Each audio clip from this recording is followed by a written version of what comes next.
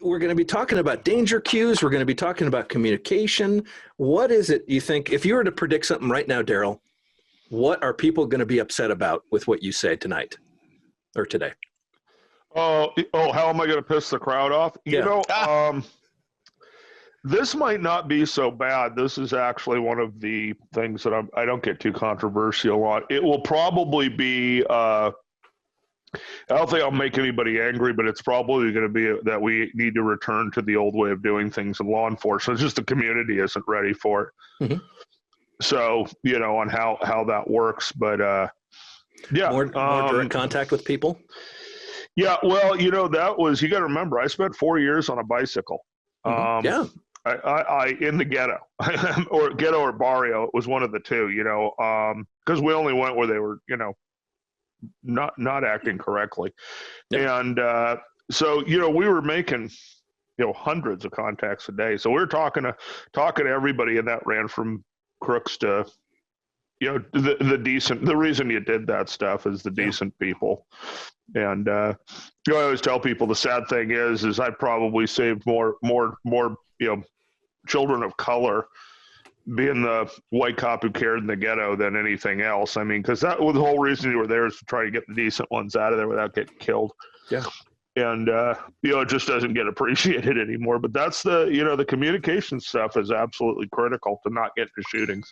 Yeah. The way to not use force is be a good communicator. I think we lose a lot of that too. Yeah. I've lost a lot of a means of, back to sort of the youngerish folk don't communicate the way us olderish folk communicated, if that makes sense. Absolutely. Well, it seems like the newer guys who want to do everything remotely, and don't get me started. Yeah, they'd rather send. I actually can finally see some Converse, but yeah, the lowrider bicycles are the awesomest. Between lowrider cars, lowrider bicycles, and the shopping carts were, shopping carts. Oh, that was a big SoCal thing. Is that was particularly on the in the black areas was shopping carts, and shopping carts got turned into all sorts of stuff. The most crazy thing I ever saw was working. It was either New Year's or 4th of July in the helicopter, and they tried to shoot us down with a shopping cart. Wow. They had a shopping cart with as much fireworks as they could pile up under it. They lit that thing off. They got that shopping cart literally, 50, 60 feet up off the ground. It was crazy. Yeah, absolutely crazy. I mean, it didn't get close to hitting us, but it was kind of fun to watch, But yeah, they would. Yeah, a lot of the gangsters that used to sit out there, the Crips and Bloods, and it was mostly Crips in our area, would they'd be sitting in shopping carts all the time. I don't know what the hell that was, but it was, Yeah. When did that die down, or is it still going on? I don't know. I haven't been out there in it long enough, and I don't know. I think they got the shopping carts now where they can find them, again. But, and that used to be funny because, I could care less. That was if the worst thing you did all day was sit in a shopping cart drinking a 40, I was winning, But a lot of our black cops were hard on that. They didn't cut those guys any slack at all. And they'd hook them up for possession of a shopping cart. And I'm like, God, okay. And that's why actually, the white guys who used to, work in those areas, we actually, a lot of us, because we half lived there, did better, than the black cops working there. And it was just because, we were cutting them slack what we probably shouldn't have on stuff that we didn't think was a big deal. And the other guys were like, you don't get to do that just because, they had, they had higher expectations for them, I guess. That's some of the weird cultural stuff that you kind of just grew into. So did the nicer neighborhoods have like cart corrals then on the corners, or? Yeah, no, we had nicer neighborhoods. They drove to the store. These guys would take these, and I think what it was if you had a few shopping carts on the block, you could take them down to the, kind of gas station-y 7-Eleven-ish, where they were shopping. They were shopping at not like markets. They were shopping at, these little neighborhood stores. So I think it gave kind of them a way to get the stuff back and forth from the little neighborhood liquor stores, to the houses or the apartments there, that rather than, Yeah, I guess make do. Like I said, it didn't bother me much, but some guys lost their mind over the shopping cart. But yeah, you'd drive around and these kids would be all sitting there in a shopping cart. A bunch of gangs, a bunch of blood sitting in a shopping cart. I'm like, okay, seems weird. Yeah, it was kind of a weird thing. I don't know if that was just a local area thing or something, but yeah, it was one of the things I noted, that one of the things that I never did with my friends when I was young is sit in shopping carts. We had, I guess I was privileged and had a little red wagon instead to sit in, but I guess, See, I was thinking soapbox. Like we're talking, what are they, 40s? Dude, I'm from the San Fernando Valley. We didn't have soapboxes. Shoot, the hills we'd have, you get killed on one of those things. Hey, Matt, can I make a weird observation, a non-police person observation? Just this once. Darryl, you're talking about how many people you save, and you're being modest, but actually you're using your brains. I would think anybody 40 years or younger would think survival. I don't want to get involved in this. I want to survive. Maybe you're more experienced, so you're going to go in there, you're going to try to handle it. Or I think other people are thinking, how do I get out of this? Well, it's the biggest thing for that we had is, you started dropping people like me into those neighborhoods, and it's a culture shock. It's an absolute culture shock. I mean, I grew up in the San Fernando Valley. I mean, if you saw the old movies Valley Girl and Fast Times at Ridgemont High and stuff, that was how I grew up. That was in that place. But I got bused to South Central. And Kamala Harris talking about, as a little girl bus. Well, there was a bunch of us kids going the other direction. So I got bused to South Central LA. So I got an early, which my parents volunteered me for, basically. And I got a very early drop in what it's like being different. And then later, but coming out of college and kind of getting dropped into that world, and I tell people it looked just like Colors. I mean, if you look at the movie Colors, that was like my happy, and, I tell people, I go, God, those gang members back then were glorious. I mean, the colors, the outfits, the bandanas and stuff. And we used to keep those bandanas like, war trophies. You'd have a line of them wrapped around your gear bag in the police car. But it was just sort of a different world. You got dropped into you got dropped into an alien place, and you really had to learn to adapt to it, or you were literally going to, like you said, you were going to be in there living in fear. That's a reality, right? And we can talk about it tonight with a verbal thing, because it all came down to respect and learning how to talk to people. And respect ruled the day on the street. Respect was absolutely everything. Respect for them, you're saying, right? Both. It went both ways. It was a very strong hierarchy of street cred respect. And you had to go out and earn it as a young cop, and they were trying to earn it as a young gangster, and you were trying to learn it as a young cop on how to play the respect game on the street. And some people are cut out for it. They just never, they were never faced with anything like that in their life, of that they had to earn. You earned respect in most communities. You went to church, you did stuff with your parents, you were a decent human being, you got good grades, and people respected you. That ain't how it works in the hood. So it's just a different world. Hey everyone, Matt Landfair here with Primary and Secondary. Welcome to ModCast. Today is January 9th, 2020. I think it's a really cool topic to discuss today. The episode number is 254. The topic, verbal skills and danger cues.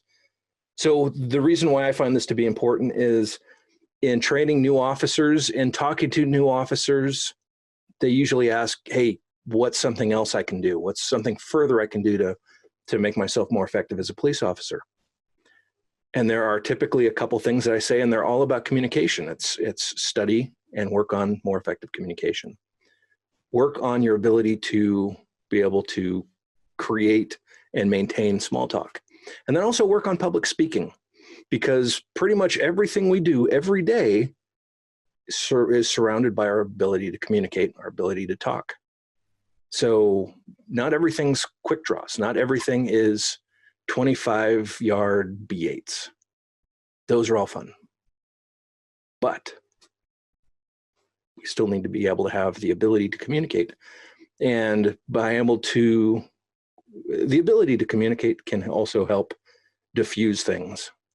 And so this is going to be cool. Panel's going to be awesome for this. This is similar to light. This is one of those subjects that not everyone thinks about. They don't necessarily seek greater understanding, and talk about a great way to, the ability to communicate is also very much associated with the ability to read whoever you're engaged with. What they're wearing gives you clues, and these are things that can help you create some small talk. I had an incident earlier this week with a suicidal individual, and it was paramount that we kept talking, and we kept the person thinking and processing, and it was ultimately it ended on a positive note. But it's because the officers had the ability to communicate. You don't want to respond to a critical incident and just have your hands on, your firearms, your taser, your pepper spray, but no ability to diffuse the situation. Other than that, you need to be able to communicate. So big thanks to our sponsors. Big thanks to Filster Holsters. The Enigma is still super popular. And it's getting out there. People are finally getting them. I have a couple of them. I'm very impressed with the ability of the concealment ability that it has. It is comfortable. It's a great system. Also, we have a new sponsor, Staccato. If you're at all into 2011s, Staccato is making awesome 2011s in, let's see here, multiple sizes. I'm about to get the extra large and the small. I currently carry the Staccato P Duo with red dot and weapon light on duty. It's been absolutely wonderful sidearm. It was scary though at first to go into the 2011 or even the 1911 realm, because I'm not used to using a manual safety. And if you're going to be carrying a single action semi-automatic pistol, you're probably going to have a manual safety. That's kind of scary coming from striker fired, coming from double action, single action pistols. So I made the switch, and man, they shoot awesome. I like them so much. I sought them out to advertise with us. Also, speaking of great pistols, Walther Firearms, if you haven't had an opportunity to shoot a PPQ or any of the similar, the Q4s, the Q4 steel frame, the Q5 steel frames, awesome striker fired pistols. Out of the box, I find that they have the best production trigger for striker fired pistol. Also, one thing that I really like, unlike a Glock, so everyone says get a Glock 19. For people with slightly larger hands, pinky support is kind of an important thing. With a Glock 19, I don't quite have I don't have enough pinky support. Those PPQs, however, they're roughly the same size as a 19. The grip is just slightly larger, so it's giving me pinky support. And pinky support is helping with that recoil mitigation or the muzzle flipping. So I think from here, we'll start the show. And I suspect this is going to be one of those underrated discussions, because it's not cool guy shooting guns and all that, but it's super important because this is something we use every day. And it's just sad.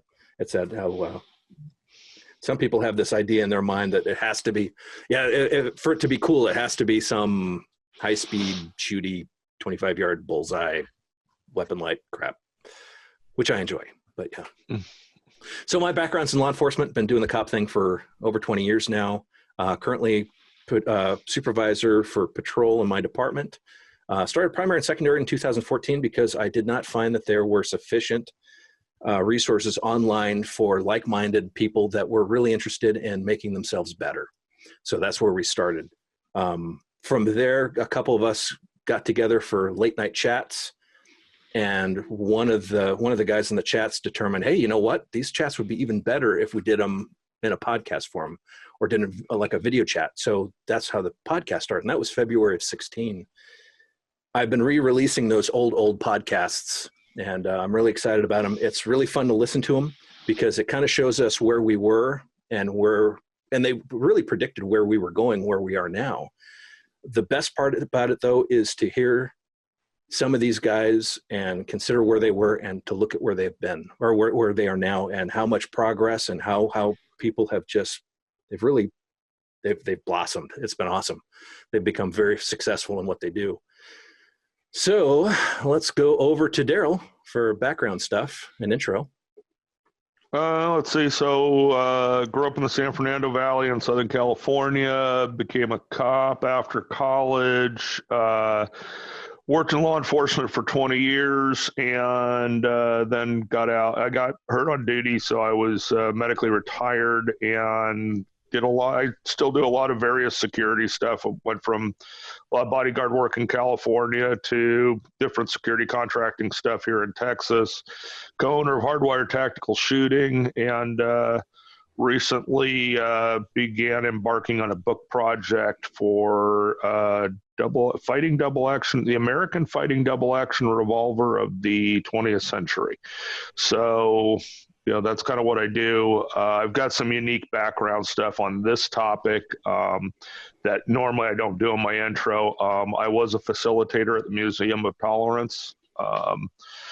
And I have some interesting background stuff sort of outside of cop world that, might help on how to talk to people or understanding, cultural differences and how to work through some of this stuff. So yeah, that's what I do.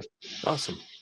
And the Krampus of primary and secondary. That's right. The official Krampus. And then we have Captain Haggard. Allegedly. Yeah, so that was effective today. So starting a new pay period, then got the promotion. We're doing intros, right? Yeah. Yeah. Okay. I'm in my 34th year of law enforcement now. So been doing that a while. Did 28 years, retired. I'm told that I'm bad at retirement, so I unretired, and I'm working at a post-retirement gig where I've been for 5 years now. Also, I wish William April was still around with us because he's the one that inflicted the Marshall Haggard moniker on me. I'm not actually never been one. He thought with the mustache and being from Kansas, West thing, that it kind of went with, and Wyatt Earp worked in Kansas and Bat Masterson and a bunch of those guys. So he put Marshall on me, but I'm also a sheriff's deputy on the side. So I've got a one LE job that's full-time, one LE job that's part-time, and then my own training company as well. And when was the last time you had a vacation? That didn't involve going someplace to do like guns and stuff like that, which is in fact a vacation if you got the right mindset. Like going to Utah, let's say, and teaching at a conference, mountains and things like that. That's pretty cool. Last time I went on vacation, probably 2-3 years ago, went to Puerto Rico, sat on a beach, climbed a mountain, stuff like that. I was just wondering, since it's 34 years, you've already attempted to retire. That didn't work. And now you're doing 2 cop jobs. So just wondering when you slow down. I think that's overrated. I think a lot of people don't get old. They sit and they rust. I think that's what happens. It's kind of like we got a lot of farms around here where you got a pickup truck parked on the back 40. It doesn't run anymore. Well, it was running when they parked it there. Maybe it wasn't running great, but it was running when they parked it there.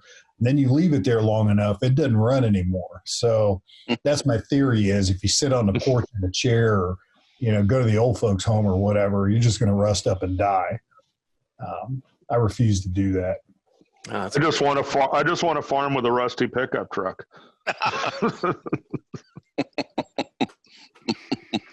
we got a bunch of those around here. I know. Now I got an in at the department with somebody with some brass experience. Who knows? You probably need a graveyard enforcer, I'm sure. And lastly, for now, we might have a couple more people coming in. We have Doug. And before Doug says anything, we are actually related. So, yeah, don't hold it against him. Can you repeat the question, please? No, I'm sorry. I'm a corporate recruiter, a hiring recruiter. So people look for jobs. They see a job posted on the internet. They apply. And then I talk to the hiring manager and find out what they want. And then I talk to these candidates that applied and I interview them. Short and sweet. I'm a hiring recruiter. Yeah. Yeah. And so a lot of what you do is you're reading people and communicating constantly. I'm interviewing. I literally interview people, which is exactly what you're looking. Yeah. Yes. Yeah. We kind of interview. We interview clients too. It's just different kinds. Yes. Clients. That's what I used to call them as clients. My clients. Many times in our line of business, the customer is not, in fact, right. Yeah. But Darryl, when you pull someone over in their shopping cart, like you said earlier, you're interviewing them. Hey, what are you doing? You're interviewing them. I mean, yeah. Oh, yeah. Well, yeah. Absolutely. It really is. A lot of this stuff is the same. My dad was a pretty heavyweight guy in the corporate world. That's what I grew up around, and it's and that's why I always refer to them as my clients. I'm half Jewish, and my grandmother used to tell all her friends that my grandson's in law, and she'd just leave the enforcement off because good Jewish boys didn't become cops. So I kind of always had a little bit of that. So it kind of fell into the talking to people about my clients. That it made it kind of fit all that. Yeah, So a little respect thing for my people of the streets.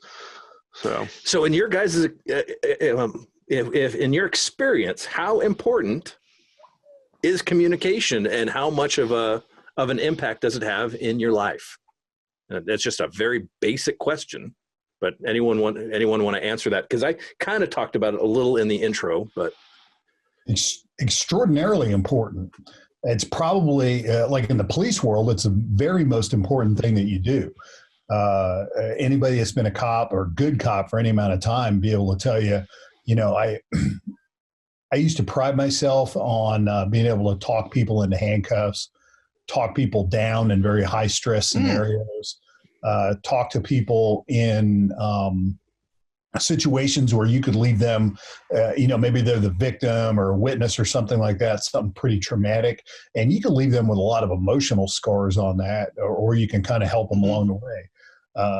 So on the street, you used to see guys all the time that would, why does Bob have to fight everybody that he arrests? And then Joe is over here fighting almost nobody, and they're making the same amount of arrests. You could go out and, to be brutally frank, in the 80s, it was a thing for guys to go out and go to a cowboy bar around here or something like that. And if you wanted to get into a fight on duty, you could do it. You could guaranteed to start pushing people's buttons, and you could pick a fight. That's definitely not how we should be doing business. So communication, conflict resolution, getting along with your coworkers, interviewing witnesses and victims, communication is the most important skill that a cop has. Chuck, is all your experience there, what you're referring to, all self-taught?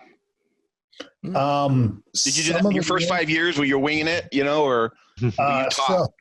So when I got hired, we literally, because they didn't have an academy set up, I did a 2-week mini academy. We were out on the street with an FTO, and I say FTO because we didn't have a program. It was like, Bob's in a busy area, go ride with Bob. Well, Bob might suck at being an instructor and has no formal training. So I was on night shift in Topeka in the 80s, and we had real crime. The thing that Darryl was talking about, we had Trey 5-7 Crips, we had Four Corner Hustlers, we had Black Gangster Disciples, Buchanan Street Bloods, Insane Vice Lords. We had a lot of that. We had a miniature version of that Colors, Boys in the Hood thing going on here. and things were pretty violent. I'd have to look up the stats, but it was right around 93, 94. We didn't have the gross numbers to make the news like other places because, our metro area is like 175,000 people. But if you looked at per capita crimes per 1,000 residents, violent crimes per 1,000 residents, there was a point where we exceeded Los Angeles. We actually had a higher crime rate than Los Angeles did. So we had some very real crime. But we got thrown into the mix. We got a revolver and a PR-24, and we went to work. And you had to literally, it was cowboy bullshit. You had to make it up as you go along. I started reading everything I could get my hands on because I thought, there's got to be a better way to do business than, the stuff we're seeing. And I read the tactical stuff, like Newhall and Norco, California hadn't been that much previously. The FBI Miami gunfight happened about 10 months before I got hired. So that was in my mind. But then learning how to deal with people, I bought the verbal judo book when that came out. Eventually went to the instructor course, but going to the verbal judo, reading the verbal judo book just kind of made sense to me, and it fed into things I had already observed on the street and things that I'd learned from my dad. My dad was a career NCO in the Army, and he would have to deal with people in a variety of capacities, and just seeing him deal with people. So it was a mix of self-taught very early on, and then quite a bit more science. Fortunately, I was already headed down the right track, but quite a bit more science came in behind that, where it was kind of nice to know that, hey, I wasn't screwing up. I think, it's funny because, Chuck bringing up verbal judo, I took the, very, very first, when that thing came out, and, our guys used to refer to it as, gerbil voodoo and make fun of it, and it wasn't cool. And that was usually the people who were in a fight every time they showed up on a call because they didn't know how to talk to people. For me, I thought verbal judo was the greatest thing ever because it added structure to communications that allowed you to have a set script that you were guaranteed to probably never have a problem using. And so, like, every single traffic stop I did is, Corporal Bolke, Ontario Police Department, reason I stopped you, violation 2350 vehicle code, any reason, for this, and you could just go down by the numbers on that. And what used to be funny is that, especially when I had other FTOs with their trainees, when I would get to, sir, is there anything I can say or do to get you to comply with me at this time? And what would funny is the other FTOs would smack their trainee and kind of go, watch this.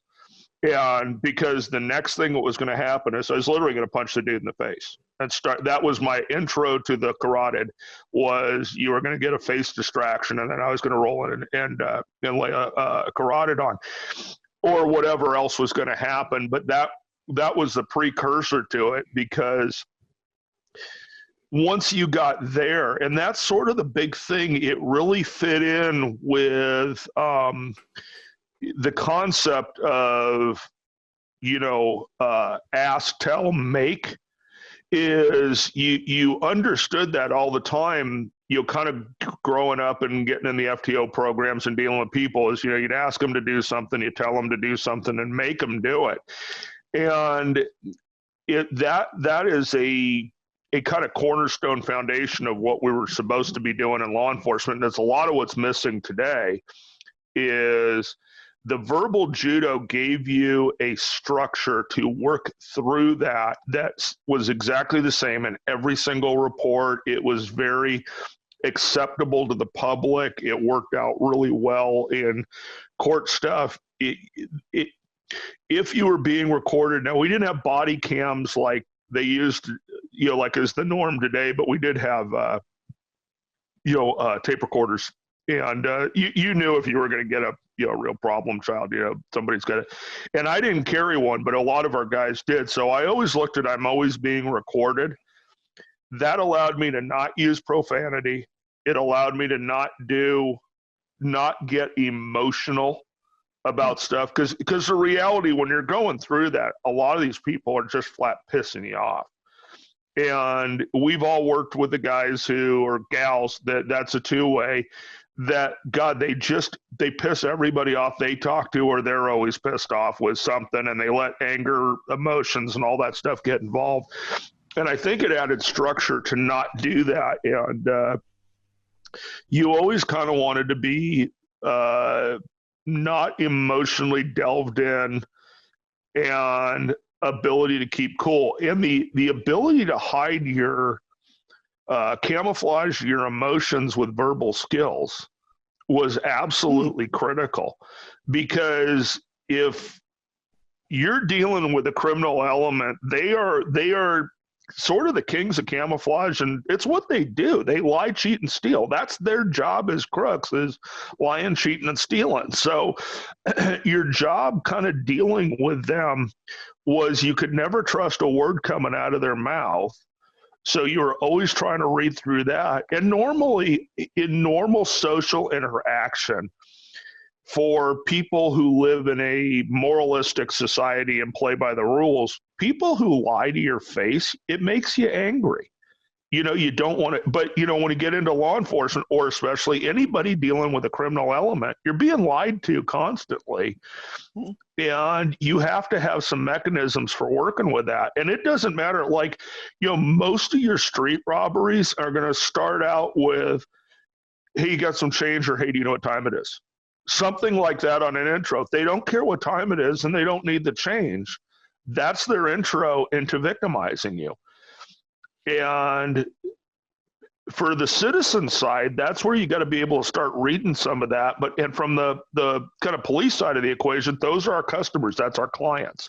Is they live on that, not doing nothing, didn't do it. Everything's I didn't do it. Everything's an excuse. Everything's a lie. And it's hard to remain calm, for me, it was always trying to be a little comical on stuff like that. If nobody's ever seen me before on one of these things, I do have my Jewish gift of gab does come out. I can talk forever, and I like trying to be funny. And my wife and I have the best wife in the whole world, as she is the only woman on the planet who thinks I'm funny. So once in a while. So it works out that. So you sit there and kind of go, what do I need to do to communicate this and to build these bridge of communication? Because it is really the second thing in the use of force continuum. Is the first thing is going to be actual presence, whether you're in uniform, not physical structure, things like that. But it is literally, as soon as you make contact, that is the first step in how this is going to go. And it doesn't matter if you're walking around a downtown metropolitan area and somebody's coming up to hassle you for some change, or you're working in law enforcement in a economic or affordable housing area with people who are basically living a criminal lifestyle. Your ability to communicate is the start of the use of force most of the time. It is very rare that things kick off with a gunshot right out of the gate. It's usually kicking off with a conversation. So you can kind of dictate how that is going. You can camouflage your emotions, your prep. You can sort of set some boundaries on how this is going to go. I was big on being a boundary setter. As far as, because as soon as you crossed a boundary, then you was going to get a response. That's how you sort of train your opponents. Working in law enforcement is some of that's critical. And, nobody teaches that stuff that I know of. I mean, you kind of just learn that. And some people get it and other people don't ever get it. because most of the learning stuff is coming out of academia, and they're not dealing with the same clients. That's one of the things I'll tell you. It's sad, he's kind of not here right now, and it's one of the things when at the summit last year of listening to Varg is I tell people 2 human beings on this planet could not have launched from different ends of the planet as Varg and I did, as far as how we grew up, our family structure, our life. Everything could not be more polar distance. And it's like he started in the South Pole, I started in the North Pole, and we landed in the same town together on where we ended up on watching people interact and how that works. So that's sort of, a big deal, is that everything he was saying, I'm going, yep, he's right on the money, but he's coming at it from a completely opposite side that I was coming from, that based on my observations, everything he's saying is absolutely on the money. And that culture has their own language, culture, mores, norms, things like that they're dealing with, and the same with ours. So language is going to be and communication is going to be the bridge to that. And it's how good of a bridge do you want to build, or do you want to build a rickety nothing, or do you just not want to have a bridge and just go to throwing rocks at each other from each side of the river? So yeah, what he said exactly. One of the things I like to throw out as far as you have to be able to read your audience. And I don't mean this in a derogatory manner, but, it's as blatant as if I'm speaking English to a non-English speaker, obviously there's going to be a lack of communication. But we can all be English speakers, excuse me, and not be speaking the same language, or not be speaking it in a manner where the other person's going to get the message. I am probably going to talk differently to one of my kids, one of my officers, my wife, Miss McGillicuddy, that's 86 years old in a car stop, than if I got to meet the Pope, let's say, or something like that. You're going to speak to your audience, and you have to kind of read your audience emotionally. Where are they at? And it can be the same person on a different day. Anybody who's married has known you could come home, your spouse is in a good mood. You can come home, your spouse is in a bad mood. You're going to have a little bit different level. Maybe something very bad happened and they're really stressed. That's going to be a different level of communication. A quote that I stole from Uncle Rich when I was down at Darcy. We had and the iteration I'm talking about, Matt. Everything had been going well all week, and then we have that one that turns into the Battle of the Little Bighorn, and people are back in the team room.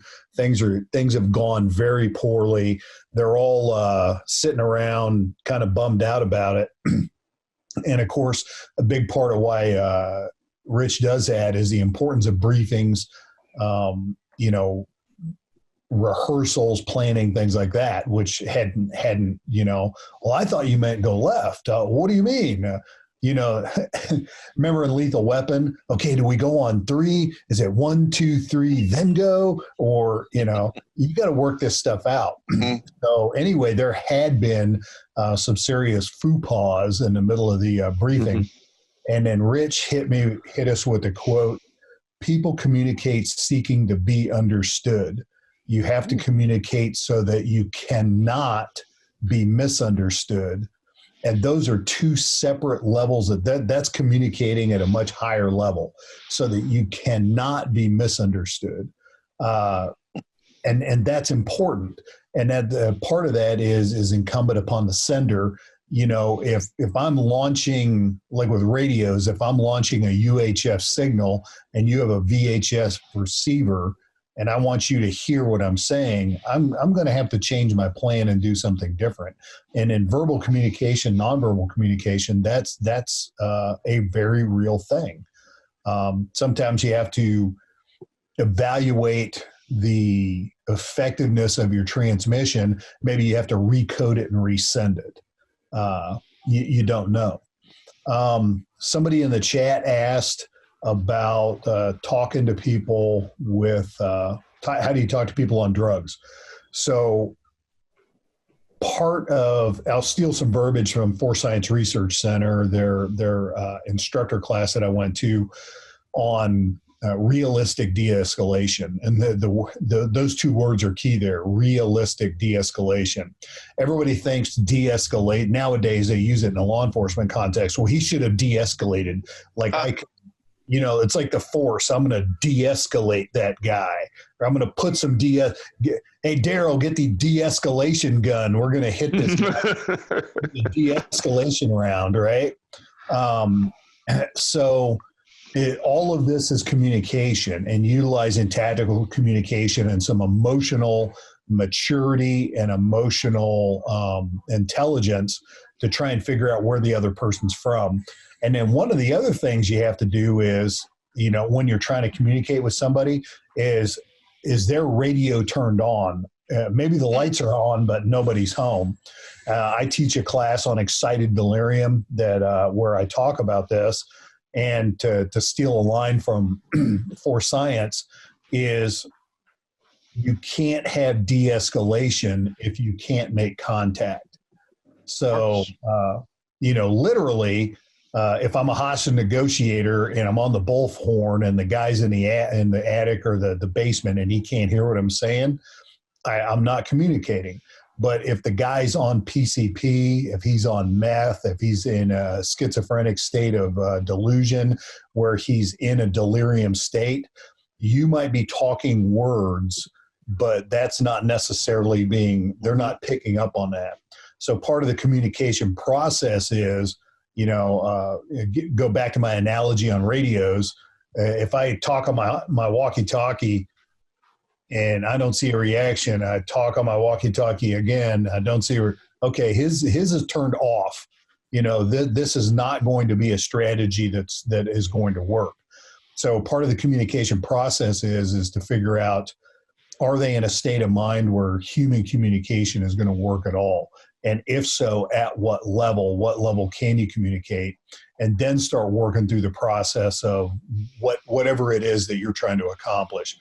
Maybe it's talk a guy off a bridge or, whatever. But part of the communication process is establishing kind of like, what do I have to deal with here? And what are my possible options on making this work?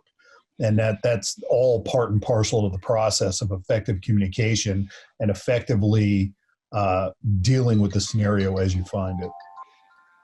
I think when working with a lot of new officers, the part that you said that you need maturity and you need to maintain a level of maturity is incredibly important, but it's also misunderstood or just ignored.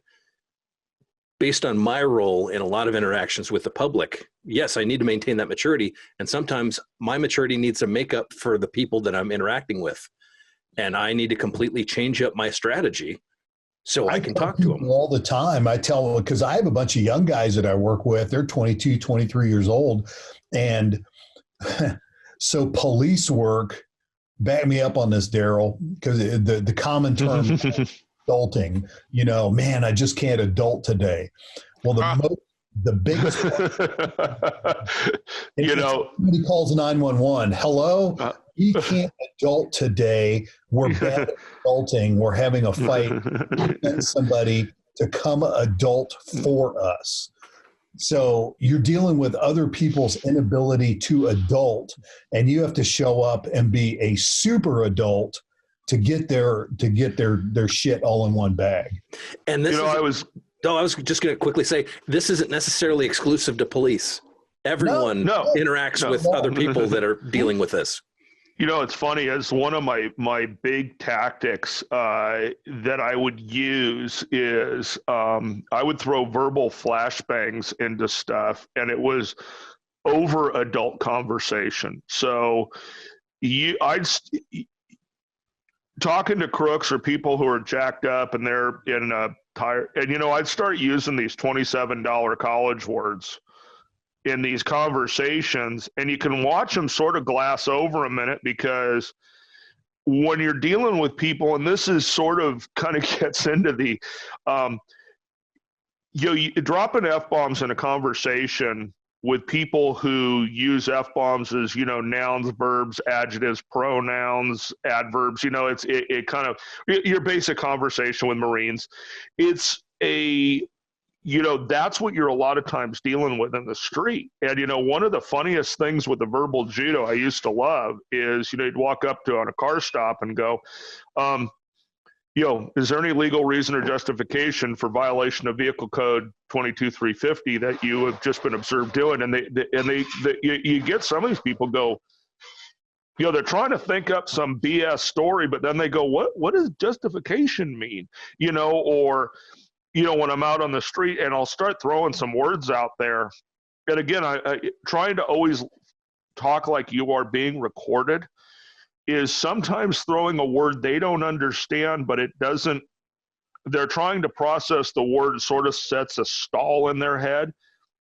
What to me is a lot of times more effective than throwing an F-bomb, because we're going to see who can be more streety. I can throw F-bombs like anybody. And some of these people you have to do that with because it's the only thing they understand. But if you, for example, to me, it's a lot of an escalation thing.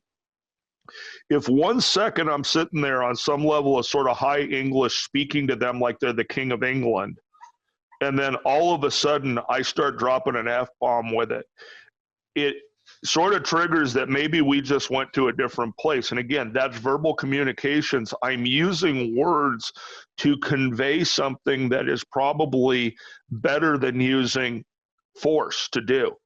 Or that we're building into a new thing that either, and I can read the other person. Are we now headed into a fight, or can I reel him back into just talking to him like the King of England, and we can get in the police car as friends, And like Chuck said, I found that there was enough people out there, especially we had a ton, especially in my area and back in those days, we had a ton of PCP. People today don't see the level of PCP that we saw. It was a thing. And you were dealing with those people all the time. They're either going to laugh themselves into the car. Like I said, Colors was actually pretty accurate. The one where the guy's in his underpants and kind of a shower cap and with the bunny and leading him out of the store, you'd get them like that on PCP, or they're absolute freak animals at violence level. But, when you're dealing with people who are medicating mental issues with methamphetamine, some of these conversations aren't going to go well, and you're just going to fight them. Period. Whether you're in law enforcement or whether you're just somebody walking down the street dealing with these freak shows, you're not going to really be able to communicate with them, and it's just going to be a war. But the other ones, a lot of times, you can talk them into where they're going just if they're believing what you are telling them. And sort of some of that is how you use words, how you structure the amping up or amping down of the conversation. If 1 minute you're being halfway decent and the next you turn into Captain Ugly, all of a sudden they realize I just tripped a switch, and do I want to be able to do this? Which gets sort of back into our other skills and training is, the one thing I hated, and I guarantee you this is a pet peeve with Chuck, is we always worked with people who would always be in fights because they would, and it was a lot of times it was little person syndrome, and it wasn't necessarily a physical thing. They just had little person syndrome. They're talking themselves into conflicts they can't resolve. I'm trying not to have to use the skill sets I have that I've been training for with the hand-to-hand stuff, the impact weapons, the chemical agents, and the lethal force stuff. I trained hard in all of those, and I really didn't want to have to use them. Some folks you were just going to have to, but if you could avoid that, or God, we had some other people who it was always a fight, and they were usually the least skilled person at ending those conflicts. And that's why you always hated going to those, because is like, I'm going to have to go fight this guy. I'm going to go get in a fight because this idiot doesn't know how to talk to anybody. And I mean, I can remember sitting in yards with 30 full boat gang members. I mean, you're at one of those party calls or something, and I mean, it is like literally walking into, I tell people I started in Colors and I ended at End of Watch. I mean, the scene in End of Watch where you're wading into one of them ghetto parties and you're having and there's always one person who's like, here we go, we're going to have a fight now with 30 people because you don't know how to deal with this, where I'm going to go over and try and find the leadership figure, and we're going to do some adulting where I'm going to try to show you a certain level of respect. You're going to show me a little level of respect. And that's sort of usually the OG gangsters understand the game enough because they've been shot, stabbed, imprisoned, everything else. We're at the same place. And, baby gangsters and baby cops, they're still trying to, bump titties and have a fight. Where usually if you can kind of seek out some leadership and go, okay, here's how this is going to go. I'm going to let you guys stay out here and party, but you got to turn the music down and stuff. And I don't want to disrespect your home by being here, but if we have to come back, it's going to get and you can have that conversation and neither side backs down and really loses anything, but you get the goal accomplished is I want to leave and they don't want me there. And the neighbors don't want to have to keep calling the police. If everybody's happy, everybody's happy. And some folks can't let everybody be happy. And what we see today on the internet is a whole ton of people who are caustic chemical addicts to not being happy. I mean, internet drama, social media drama, and sadly, a lot of that doesn't. When you have people who talk to people like they talk to people on the internet, they get their ass kicked. I mean, to not try to go down a road, they just go out and get stomped into victimhood because they're trying to talk a game that they can't back up. It's like, bro, you're not on whatever social media platform. I would say something like, you're not on MySpace. You can't sit there and type that to, talk that to somebody. And, so it's having real conversations with people and really putting some depth. And to me, this is, because nobody's going to tune into this because there's no red dots and compensators and cool guy stuff in here, and gal stuff. There's no cool stuff in here. We're not saying the keyword of the, holster gun gear piece of the week. This is the most important part of use of force right here, because this is where it starts. This is how you don't use it. Period. That's just not where you don't use it. So that's sort of some of my take on that. But yeah, camouflaging your actions with words. And I'd rather go the opposite way. And it's more real to me.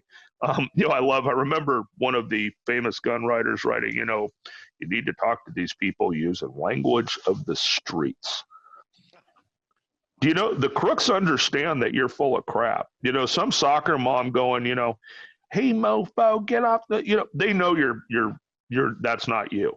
I'm sure Varg will get in here and verify that. They can read that. That is not, that's, I remember one of them was passing out some internet advice of like, give me 6. And, the criminal will jump back against the wall because when you're in prison or a custody environment, a lot of the deputies or corrections guys will, walking down a hallway, give me 6, I want you on a wall, and give me 6 feet of distance. Yeah, because like some dude on the street, covered in prison tats is going to immediately go Pavlovian and dive onto a wall because, some idiot said, give me, it's like, that doesn't work. You'd be far better off on getting into some high English stuff that's actually you, that they can read how this is going to go. And you could probably put something more together that you will probably get farther if they can read. I really don't want to shoot you, but I will. All of a sudden, they're reading that as like, oh, this may turn into a lethal force thing. Yeah, this is authentic, is that they don't, and they're scared of me, and it sounds like they have a firearm, and I don't. Now they may be factoring that into, now I'm going to have to do a weapon takeaway and shove it in your, whatever, but that to me sounds a little more authentic than, back up, mofo, I'm going to shoot you. All of a sudden it's like, shut up, you're not. Now you're scared. They're reading fear, and you're trying to overcompensate it. I would rather maybe read fear as they may use too much force. So, we'll go from there. So Varg, how do you feel about that? I saw you were laughing a couple. Yeah. A lot of the stuff that people talk about is just absolutely ridiculous, man. I will tell you, it's been a while since you guys have talked to me, and I was jaded before, and I'm like 10,000 times more jaded now. So don't expect, super cheery shit to come out of my mouth because. Oh, that's perfectly fine. Yeah. Yay, I don't have to be the negative guy. Yeah. I'm just jumping in late because I had something else going on, but I assume that we're talking about communication with bad guys primarily, right? Right now, but the overarching conversation is communication. Ultimately, we will be talking about danger cues and stuff like that, but how communication can be used as a tool, and that's going to help us. That's going to help us go in the direction we want to go, at least help influence the way we want to go. Yeah. So can I say something then? I have something to share about that. Heck yeah. Yeah. So the first thing I would say is that, when you're talking about communication, you're developing strategies and you're developing systems and you come up with these cool taxonomies and these steps, like 7 easy steps to change your life and all that kind of shit. You're relying on the other person to participate in that. And for many reasons, the other person may not be able to participate in that. They may be so high or drunk that they're operating in some other way that's not going to respond to your things. And I just experienced this again because I'm a fucking magnet for violent vagrants. Like if I go into a city, they will find me, right? And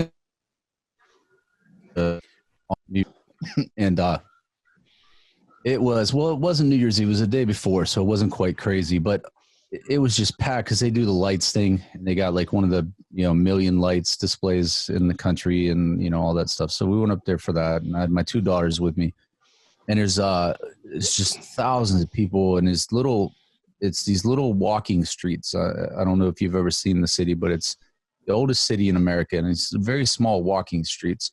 And there's all these little shops, and it's just jam packed with people. And all that shit about like making space and keeping people away from you and stuff out the window as soon as you walk into these alleys. Like there's no way that even just walking through the alley that you're not going to have people absolutely bumping into you, right? There was that many people. And so I go over and they've got this like Brooklyn style pizza place there. It's like #2 pizza place in the country. And we get in line, and his line's out the door, obviously. And I'm standing there, and of all the people in the line, there's even some French Canadians. If anybody, you're gonna like those guys, like, come on. But this guy comes to me, and he's on me. Like I seen him when I was walking about 3 minutes prior. I seen him, and I seen that he noticed me, and so he was in my awareness anyway because I picked up on this fucking guy, and I'm like, this guy just took an interest in me. You know what I mean? I don't know why, but whatever. So it wasn't 3 minutes. Here he come, and he just comes straight towards me, and I'm sitting there and I'm thinking about all these things. And one of the things I'm thinking about is all the bullshit that people are like, it's going through my head. Like I'm listening to like all the bullshit that people talk about what I should be doing right now. Right. Cause here comes this guy, and I should be doing these things now, right? Like it should be like, hey, stand back, here's, like all this stuff, And so I'm just going to say I handled it poorly. I'm going to admit it. I handled it poorly. I had been in the car for 2 hours It took an hour to find a parking spot. I had 2 hungry ass daughters that are fucking monsters when they get hungry. And I had to piss like crazy, right? And I had to find a bath. Like it was, I was so agitated by the time I got in this pizza line. So this is real. This isn't like yeah. You know what I'm talking about. Like for this communication stuff to work, like not only does he have to be able to participate, you have to be able to participate. Not only are you going to be limited by like what's going on in your environment, how close people are you, and what else is happening, but you're also going to be limited by how hungry are you, how irritated are you, did your job just let you go, like all kinds of shit just happening in your life that's affecting your ability, your cognitive abilities to make decisions. And don't act like it doesn't affect you, because if you've never went into work and had a bad day and took it out on people, you're probably not even human, right? So this guy comes up to me, straight to me, and he starts talking to me. He's like, "Hey, you don't know who I am." And I'm like, "Nope." He's like, "Do you want to know who I am?" And I'm like, "Nope." And he's like, "You're smart." And I could tell right away, I'm like, this guy's high. He's high and drunk as and he's a younger guy. He wasn't no slouch. I mean, he was, I don't get like the crippled vagrants. Like I don't get lucky like that. I get the guys that are still capable.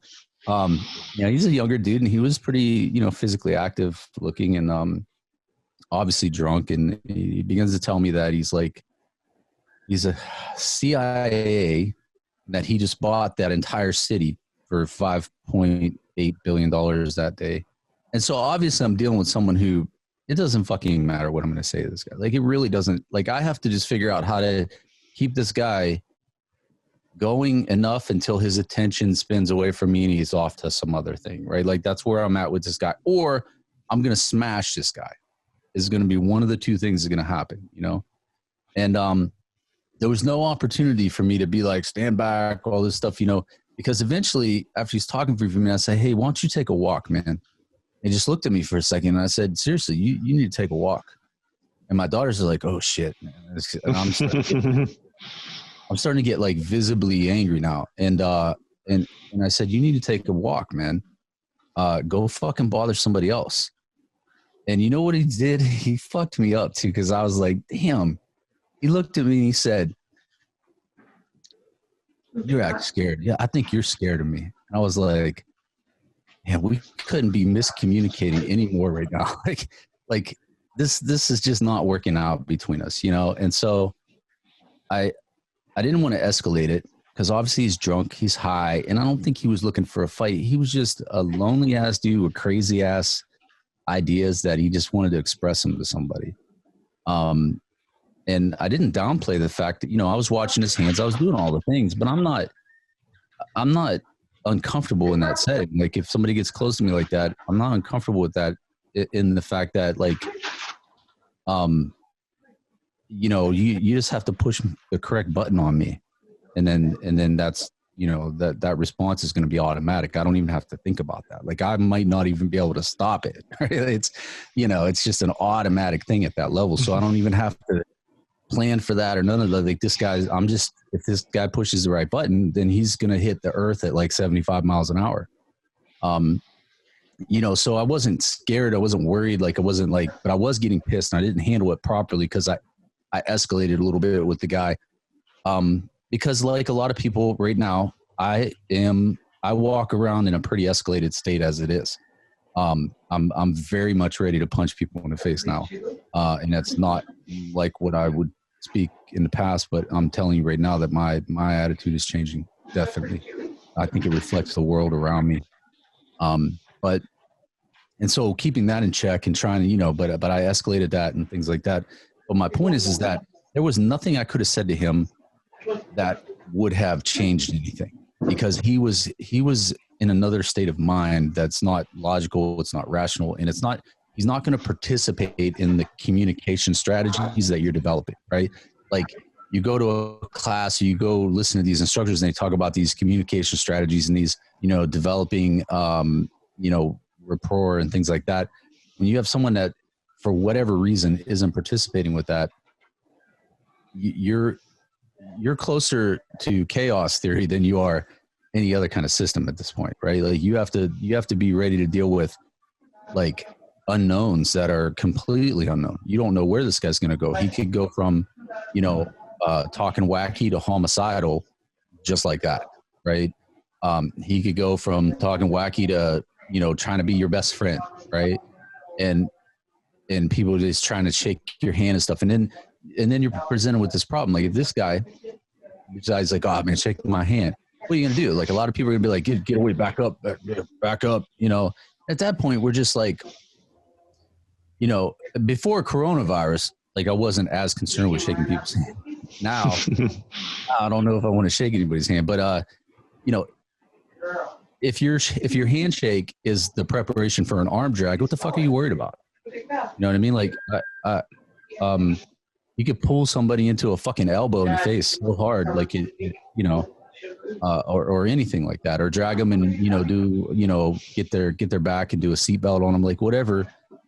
Once they give you their hand, like they're handing you something that you can use. So I don't know what you would be afraid of, but like I said today, maybe catching a fucking virus, but the communication part of it in that instance for me, there wasn't a lot I could do. What I had to do was gauge like what I was conveying with body language. Like, I'm aggravated with you. I'm trying to let you know that I don't really hate you, but I'm really like not trying to deal with you. And if you piss me off too much, we might fight. And I'm not trying to do it in a way that's like challenging him, just saying like, hey man, we're going to fight if you just keep this shit up. Right? Like we're going to fight, Now everybody doesn't have that option. As a soccer mom, I can't tell you as an instructor to be like, hey, you tell this motherfucker 2 more seconds, man. 2 more seconds and you're getting pounded into the ground. Like that's not going to work for her. Right. So how does she deal with somebody that can't communicate or can't participate in the communication? Right. The strategies you talk about, the things that these instructors come up with, these things work in such limited circumstances that if you haven't, I don't, for the life of me, can't figure out where this shit comes from, because all you have to do is be out there for a little bit, and this shit is like a limited circumstance going to work in, like all the experiences you have.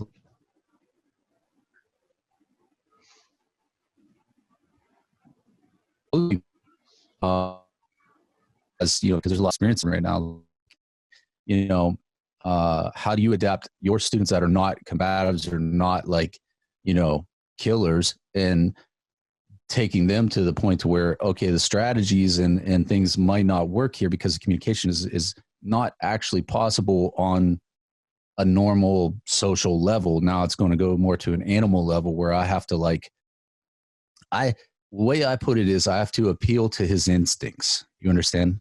I'm trying to appeal to his instincts, because his instincts will be in place.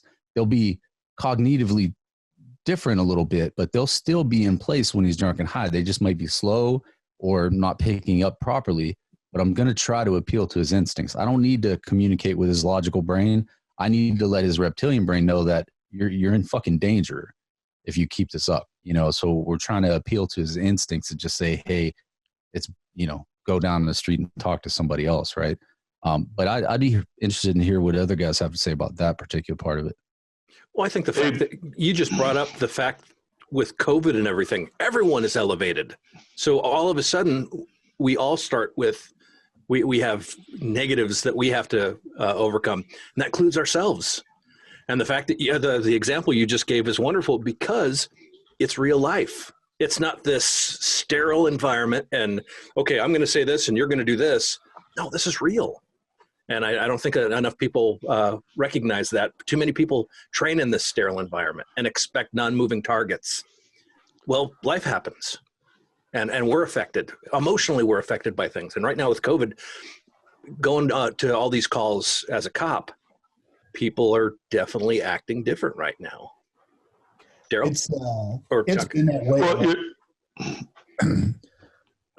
Sorry, I was going to say it's been that way ever since like this, the COVID, the lockdown, the end of the world, it's a zombie apocalypse. I remember a line from an old movie. I forget the name of the movie now, but the line stuck with me. So during the course of the movie, it was a hot summer down south, and there was kind of a heat wave for the area they're in. And somebody was talking about how it's been above 100 degrees for a while, no breaking the heat. And the cop there was like, yeah, the problem is people start to think that because of this, the old rules don't apply. They get mad, they get whatever, and then like the old rules don't apply. And I'm seeing a lot of that. People are short fused. They're acting like, well, things are different now. It used to be this way, and now it's this way. Very frustrated. On top of, we've had a very contentious election year. People are very upset. People are very politically. We have half the voters in the country feeling disenfranchised. We've had a whole lot of people living in cities where, other people are setting things on fire. How much do you hear about people moving, say, out of California because the situation is becoming untenable? So all of this stuff, you're getting bombarded with this on the news all the time. That's become really, really, really commonplace in a day-to-day basis, that people have a very short fuse and just kind of a shitty attitude and reaction towards other human beings. It's like everybody's tired of everybody's shit, and nobody wants to deal with anything. Varg came on right after I was talking about. You missed the part, Varg, where I was talking about people in a state of things like excited delirium or drug-induced, whatever the case may be. To reiterate what Varg was talking about, and not just in a police context, but any context of use of force, one of the reasons I talked about utilizing communication to establish not only, can I de-escalate this guy, but not only to de-escalate this guy, but to establish whether de-escalation is possible or not. And then that's part of your justification if it ends up turning into a force event, whatever that force may be.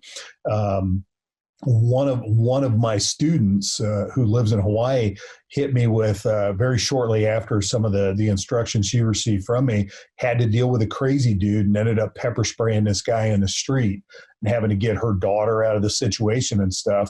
But then when she's talking to the cops, well, why'd you pepper spray this guy? Well, because, and I could tell, from his mental status, he was, kind of out there.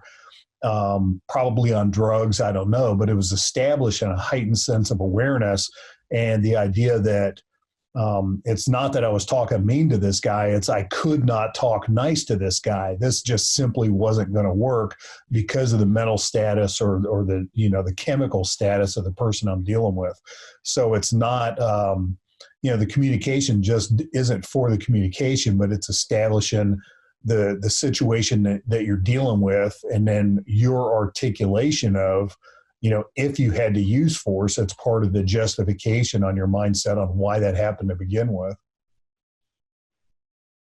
And adding and kind of, I wanted to wait on this subject until Varg got here is, I think one of the other things that people don't understand is when you're dealing with more saner or more in the loop people, but even like Varg said, if some of these people are still, even though they're higher or intoxicated or whatever, their speed is lowered or amped, but a lot of the same stuff comes into play is, how critical sort of playing the respect game is on the street with everybody, and, being careful on playing the respect dance, so to speak.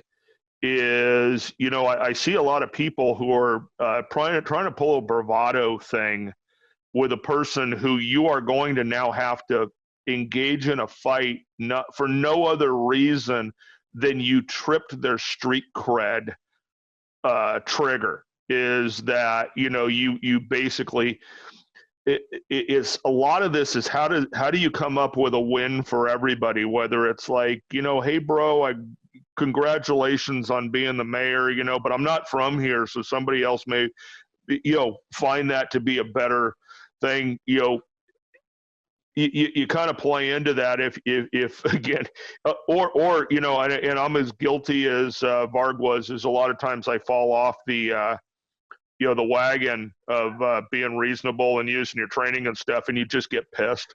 And usually with me, it's road stuff. My wife is like, we're driving 13 hours back from Alabama with a new puppy the other day in a snowstorm, and just being 13 hours on the road with idiots. By the time we hit Dallas, I reached the end. So you will fall that off. But if you are in sort of more of a rational state, like I said, is trying to kind of pin the respect game of establishing that with people is you're not giving anything up by not going down there, but a lot of times stepping on that will trigger a response from people who don't think like you. Is cool, dude, you're the senior accounting executive at your whatever thing. Dude on the street doesn't care, and your rank in your society doesn't matter in their society, in which case some level of exceeding equal respect is going to be a starting point. And if you try that sort of respect thing and it doesn't work, that ought to be a big red flag that this is going to probably go poorly, and you need to start ramping up for whatever you're going to have to do to defend yourself, or to if it's going to go contact. This is a good time to be looking at it, because you're failing at, for whatever reason. They may be too high, maybe too drunk, maybe too victim focused, maybe too much getting paid focused on the robbing you is more important than anything else at this point. But that should be a big indicator if you're trying to show some level of respect on this to somebody who normally wouldn't earn it coming from you, and it doesn't work. It should be a big red flag that some other stuff's about to go on.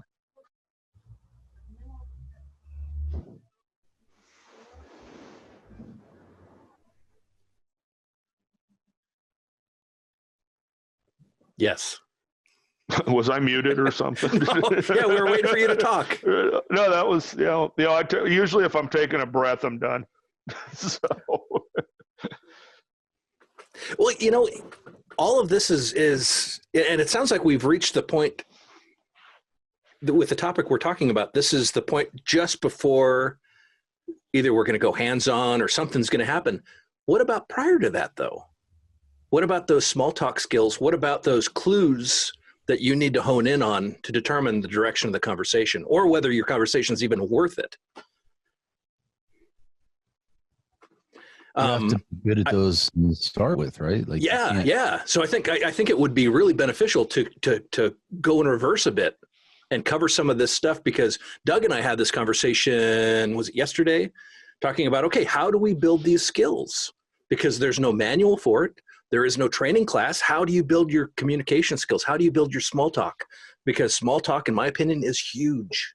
I need to be able to talk to anyone, and I need to be able to judge based on what I'm seeing and what I'm hearing on, this is the direction I'm going now based on these clues I'm observing. And I need to be able to keep on talking, because that keeps, I have the potential of being in control of the conversation, or at least having my influence move the conversation in the direction I want it to move as I need it to. So Varg, in your experience, what are things that you did to build up your ability to communicate, especially like the small talk? I don't really consider myself that great at it, to tell you the truth. No, that's honest. I mean, I kind of grew up in prison, and it's funny, because I was going to go, I've never pictured Varg as a small talk kind of guy. Yeah, no, I don't. I have trouble with that. Like, and I always get like, I don't know, because I'm very technical about the things I'm interested in, and I rarely find people who are as technical as I am about it, right? Like, so if I'm talking about guitars, I try to get somebody in a small time, like, hey, you play guitar? Yeah, I play guitar. And then I'm like, yeah, I've got a tele copy that I build, and I've got a Fralin 15% over hot in the bridge, and a Lawler mini hum custom build in the neck, and they're like, boom, they're gone. They're fucking out of the conversation, right? And so now I'm like, I didn't do the small talk thing very good. So I should be like, dumb Fender Telecaster, play guitar. You know, is that okay? Did I keep it small enough? Right. Like, so I'm not good at it. And so when it comes to like conflict or potential conflict, man, I don't know. It's a struggle, you know, like I try to engage in conversation, but sometimes like if it's a person who's not drunk or high, I'll take that person deep pretty quick. You know, like when I had the confrontation with the ex-convict gangbanger in the park, you know, I took him deep really quick. Like I remember this conversation. Yeah, like he mistook me as, you know, somebody that wasn't me. Right. So, and then when I like took him and I recognized, you know, prison tattoos, and I recognized specific gang tattoos, and I knew which gang he was in, and I knew that it wasn't from the South, that he was from the North. There's only gangs in the North. And I was correct. He was from Philadelphia. He did time in Philadelphia. He did time in Florida. And by taking him deep like that and being able to go where he knows to go, it changed the whole conversation between us. Right? It validated you too as a potential threat to him. That's what I was thinking. Which was the point. Yeah. Which was the point, right? Like Yeah. I'm doing it in a very diplomatic way. I'm letting him know that, you know, and eventually I tell him, you know, I was like, yeah, you know, I understand your position. I did 5 years in prison too. You know, what'd you do? I stabbed somebody a couple dozen times. You know? And so I'm offhanded. I'm just being like, are we going to stab each other in the park today or what? You This know, is who I am, and this is what I'm capable of. You're being honest. Being honest without being blunt. That's refreshing. Yeah, being diplomatic, being like, you know, being upfront, take the conversation deep. That's my tactic, is to go deep, because I'm not good at small talk. I fuck small talk up, and I'm just not good at it, right? Like I'm super awkward. People are like, oh, so yeah, you know, I don't even know what you're talking about. I don't watch TV. I don't care about, I didn't look at the weather. Like, I don't know anything that's small right now. Like, I don't know what to talk to you about. I'm super awkward, right? So I take them deep. That's my tactic, but that's because I compensate for something I know I'm not good at. And that's part of the things that you need to learn. And Man, that's good. Yeah. And you know, I think leading into that, and that's a key thing is you know, work with your strong suits. Small talk is my game. I can talk to anybody about just about anything. But one of the things, like for the listeners, when you're looking for strategies on this, a lot of people who aren't good, and it's when you're dealing with sort of civilized, highbrow folks trying to do this stuff. And the problem is they don't get to practice this. You know, I had to learn, coming from sort of this collegiate, a blessed growing up, to getting dropped into, you know, urban hell, is the way I've learned to do this is I try to practice on regular people. You know, is one of the things this society has lost is how to be decent to people, not like you. You know, I'm the king of holding doors for people, particularly, you know, if it's some, you know, I can be walking into a, you know, crappy, you know, I just covered 5 states in, you know, a matter of hours at various truck stops, crappy gas stations, stuff like that. And, you know, holding the door for somebody and saying, you know, here you go, afternoon, ma'am, or something, or how I speak to people who are a clerk at a rural, crappy gas station, like they're the Queen of England. But I mean, at least showing a level of respect to that. I noticed that a lot of people don't know how to talk to working America.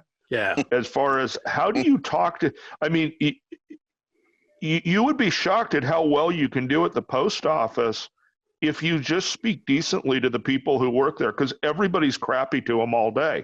So all of a sudden, if you're just halfway decent and you walk up to the counter and go, "Good morning, ma'am, how are you today?" I don't really care how they're doing today, and it's not a particularly good morning, but we can at least start this off on this interaction good. And like I said, the post office is a pretty good place for where everybody's angry. They might shoot you. And Well, and in my post office, it's like literally walking into the United Nations. Like I said, gassing up at little crappy gas stations. Those are sort of the watering hole of most areas. How you talk to people. If you start being decent to waitresses, being decent to clerks, being decent to the janitor. You walking into a restroom at a truck stop, and there's some dude there, with a mop cleaning the floor. I'm the first guy. Hey, sir, how you doing today? What are the chances that guy probably has a criminal background? Is why he can't get. That's why he's doing that job, but he's trying. Showing that guy a little bit level of respect is going to buy me. It has the potential to buy me something down the road, because I'm learning how to do that from somebody who didn't do that. The other thing is people. I was blessed. I mean, my first job in law enforcement is I was a janitor at a sheriff's station. I cleaned toilets in the jail. And coming from a background, that I came from a family that at that time had some level of wealth. I at least had decent parents who said, basically, you want money, you go earn it. And so, I worked at a donut shop and then went and cleaned the jail and the sheriff's station after work, as a janitor. A lot of people have never done this stuff, never interacted with America, never interacted outside of their Starbucks. Hey, if you treat you'll learn how to treat people at the grocery store. Stuff like that will help you to deal when you have to deal with people you don't want to. You've at least had some practice at dealing with people not like you. And this whole level of I have to be an aloof, I have my iPhone 12 and I use my Starbucks card, gold, that you can't talk to people. You better learn that, because those are the people you are basically just ID'd yourself as a pure victim, and that you can almost guarantee you are going to set somebody's trigger on that aloof level of talking. That's one of my big things, is try not to set their trigger. Again, I want to camouflage my speech. Just because I'm saying sir and being decent to somebody doesn't mean I am not planning on on how to try to sink a choke or a blow out a knee or something, of where those first strikes are going. Or, I might have my hand on a can of pepper spray in one pocket and a J-frame in the other. Then I got my hands in my pocket and I'm relaxed, but I'm preparing for a violent encounter. But I'm trying to put that often through language. Again, for me, it's a gift I'm good at. Varg to me is, I can read Varg's not a small talk guy. And, somebody who wants to come up and small talk him is probably giving an indicator for him that this is wrong. Mm-hmm. It's not approachable. And I read that too, is I don't exactly look like a victim. So when people want to come up and start on me with victim, criminal intent stuff that I highly recognize, they're sizing me up for something other than that they really want to come talk to me. And particularly if they're selecting me as a victim, they're probably, there's probably some dope on board, and they're very visual oriented. Like I had a robbery attempt done on me I was carrying a saddleback briefcase. The thing was like trolling a spinner bait through a pond, and some bass took one look at that, and here we go. I wasn't the victim they were looking for, but the bag set them off. Another robbery attempt that was done on me was I was taking my wife's car to the car wash. It's a gold Yukon with a chrome package, rolling on 20s, and these guys couldn't. It was just too much car to we want that. Those guys ended up all getting killed by law enforcement off of my calling in to anchoring these guys as a robbery crew. Make it for poor victim selection. But a lot of time, you're going to have to sit there, and some of these people, that's their gig, is coming up and talking to you because they're sizing you. They want to see what kind of gazelle you are. You a wounded baby gazelle? You got some decent horns. Maybe you're not really a gazelle. They just got the colors wrong and misidentified it. some of that can be an issue. And but I think one of the things that's free training is just being decent. And you don't have to be a sissy about it. You don't have to be overbearing. Just being respectfully decent to people of every ilk goes a long way in teaching you how to at least be a little more comfortable when you're dealing with somebody you really don't want to be dealing with. So, hey, Matt. Oh, I was actually going to call on you. Oh, no. Hey, it's Matt, right? Yeah. Yes, Doug. It's Matt. Hey, Matt. Hey, I'm a registered smartass, and I can talk to anybody about anything, but it's rare that I say something that people don't want to hear. For example, like Darryl, you say you can read Varg, okay? I mean, if I'm in a bad mood, I'm not going to go up to someone and say, "Are you in a bad mood?" So how can you be funny? How can you be funny, or how can you gain rapport if you can't read the room? You know, all the obvious. There aren't books for that. But if you can read the room, how do you get 80% of the people to like you, understand you? By kind of reading the room. So I'm not going to talk about your lacks or your positives, but there's always something you can say just by reading the room or listening. It's, as you said, Darryl, it's sincerity, but it's not phony sincerity. Oh, it's a nice day today, isn't it? No, but today I'll say, thank God it's Friday or whatever. Anything you can say that I guess is obvious. Most people think, if we're not on drugs, most people think the same thing when you're in the room. So if you're in a long line and you've been in a DMV for hours, you say, "I've been here since Tuesday." Someone's going to laugh. Anything you can do, but we're kind of all in the situation together. So, well, then also based on their reaction, that gives you clues. Also, yeah, that's once you give your reactions, right? So what I was going to say was, I grew up in a suburb of Chicago, and Doug was one of these guys that he could talk to anyone, and I clued in on that, and he could, like a waitress, he would have this a full-on conversation where normal people didn't do that. And I thought, oh, that's kind of interesting. I do that now. As a matter of fact, I think I can credit Doug with a lot of my spontaneous conversation ability. And I'd love to bring that up to new cops because we need to be able to do that. And I was saying to you, Matt, I'm sorry, I didn't interrupt you, but I see what little I know of you professionally. You easily do that to disarm people, not by being insincere, but you're using your wit and your brain, which all of us have, to, what's the word you said earlier, Chuck? De-escalate. What's the word? Yeah. Okay, like how can I de-escalate that Chuck's mad if I'm not looking and reading him that he's mad? Yep. Well, you know, one of the other keys is don't escalate either. Some people don't want to talk to you. Don't go, you know, don't make it worse. A lot of time, and like I said, you know, and I'm not trying to be insulting at all to Varg. I've dealt with people in my life. I'm going to look at certain people and go, that dude doesn't want to talk to me, which ought to be an indicator if somebody comes up to you that you're, and believe me, a lot of times, especially if I'm with my family somewhere, like he was talking about, I hate crowds, I hate being around people, I hate all that stuff. I am sending out a vibe of don't come talk to me. So when somebody wants to come talk to me, you know, it's going to be like that we're not, this isn't going to be cool. And, you know, we're going to have to play the go away game.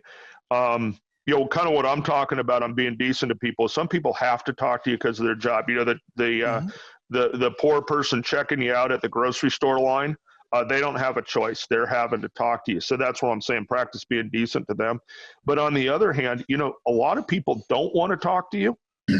Learn to read that too, because then that becomes an indicator. If I'm sending out my don't talk to me vibe and somebody wants to come up and engage me for some reason, you know, it's going to reset the conversation. And so, you know, sometimes decent folk are not real good at reading the don't talk to me vibe, and they get themselves into challenging people or getting into stuff with people who will victimize them to prove a point that, you know, you shouldn't be near me. You know, I had this happen recently. I was at FedEx doing a thing, huge line. You know, with COVID now, everything's a line because, you know, things are so inefficient. And, you know, some guy wants to interact all this stuff. And I'm like, hey, bro, I stood in line. You know, you're done with your stuff. Why don't please don't distract the person who's working with me. And, this dude's like, well, I'll see you outside. And everybody in line's like, whoa, and I pulled I failed at everything. I walked outside the door. I was within nose to nose with that dude going, go ahead and throw, because I'm going to beat you to death. Go ahead and throw. And I mean, that wasn't the way to handle it, but here's some dude who thinks you can sit there and tell people, I'll talk to you outside. If I wasn't in the job fields and stuff that I came from, anybody who looked like I looked that day would walk out there and shank the dude. And that's really what he needed. He needed an educational shanking. But, don't be that guy, where you think you're being funny and that you're going to have a rational discussion with somebody after that. You have a lot of people out here who are just plain rude and disrespectful to people, and they can't back that up. And one of these days, you're going to do that and get yourself shanked for no apparent, because you're stupid. And, a lot of this is don't be stupid. Kind of keep to yourself. If you have to talk to people, be decent to them. But, some of that is the most critical stuff you do is, try to kind of read people that, some people don't want to talk to you. Some people do. You get chatty catty out there and they want to talk to everybody, okay, go with that. But, the ability to sort of start reading people that, and I think, Matt was talking earlier about some danger cues and body language. Be able to read people that, they're setting some boundaries that they don't want to be talked to. And that should be another danger cue, is if you've set that as well, if you've set that mode that, if you switched on stay the hell away from me mode and somebody wants to come engage you while you're in stay the hell away from me mode, believe me, when I'm walking down around a downtown anywhere, I am in stay the hell away from me mode. And I've got the look on my face. I've got the way I carry myself, and my demeanor is I do not want to be approached. If you approach me, you're tripping some flags that I'm going to start setting up for dealing with that. So I know Chuck has some good danger cue stuff too. One of the things I want to say is that I was just using this. I was teaching a realistic de-escalation and recognition of excited delirium to a bunch of cops, and the thought occurred to me that a lot of what we do, and just as a general human condition, we can take a cue off the medical field. What's the first line in the Hippocratic Oath? First, do no harm, right? As a doctor, first thing you do is don't make it worse. Well, that's a pretty good rule for life. Don't show up and make shit worse. Don't be that guy, right? Maybe you don't have any control of which way it's going to go. The other guy, as Pat Rogers always used to say, the other guy gets to vote on your plan, but you don't have to show up and make things actively worse or be a dumbass and do dumb things. Some of the things that Darryl was talking about, I've noticed I've walked into restaurants, retail situations, things like that, reading that somebody, maybe it's, before Christmas, everybody's harried and, really, really busy, that kind of thing. And the clerk is probably done, and, we've all been there. The clerk's probably done dealing with people's shit, but she's got another 2 hours on her shift, and just sometimes hitting people with a smile. I've seen people visibly change their demeanor off of a little bit of positive body language, where other human beings will kind of mirror the behavior you're displaying. And again, we can't always de-escalate. We can't always talk the situation down. Sometimes you end up having to use force, defensively or offensively if you're in a law enforcement context. But one of the other things it does is I think it confirms that that's really what's going to be required. I didn't start a fight. I was stuck having to finish a fight. I think morally, legally, ethically, justification wise, being able to articulate our position, I think it makes it it puts us in a much stronger position. And then the fact of the matter is, even if we live through everything, let's take the George Zimmerman case, because he made a lot of mistakes. George got himself into a shooting that he didn't really have to get into. He had, near as we could tell, poor common sense. He was disregarding the 911 operator, things like that. I can imagine his verbal skills from seeing some of his interviews that he's had since then. We know he didn't have anything less lethal to fall back on, so he had nothing between harsh words and a gun.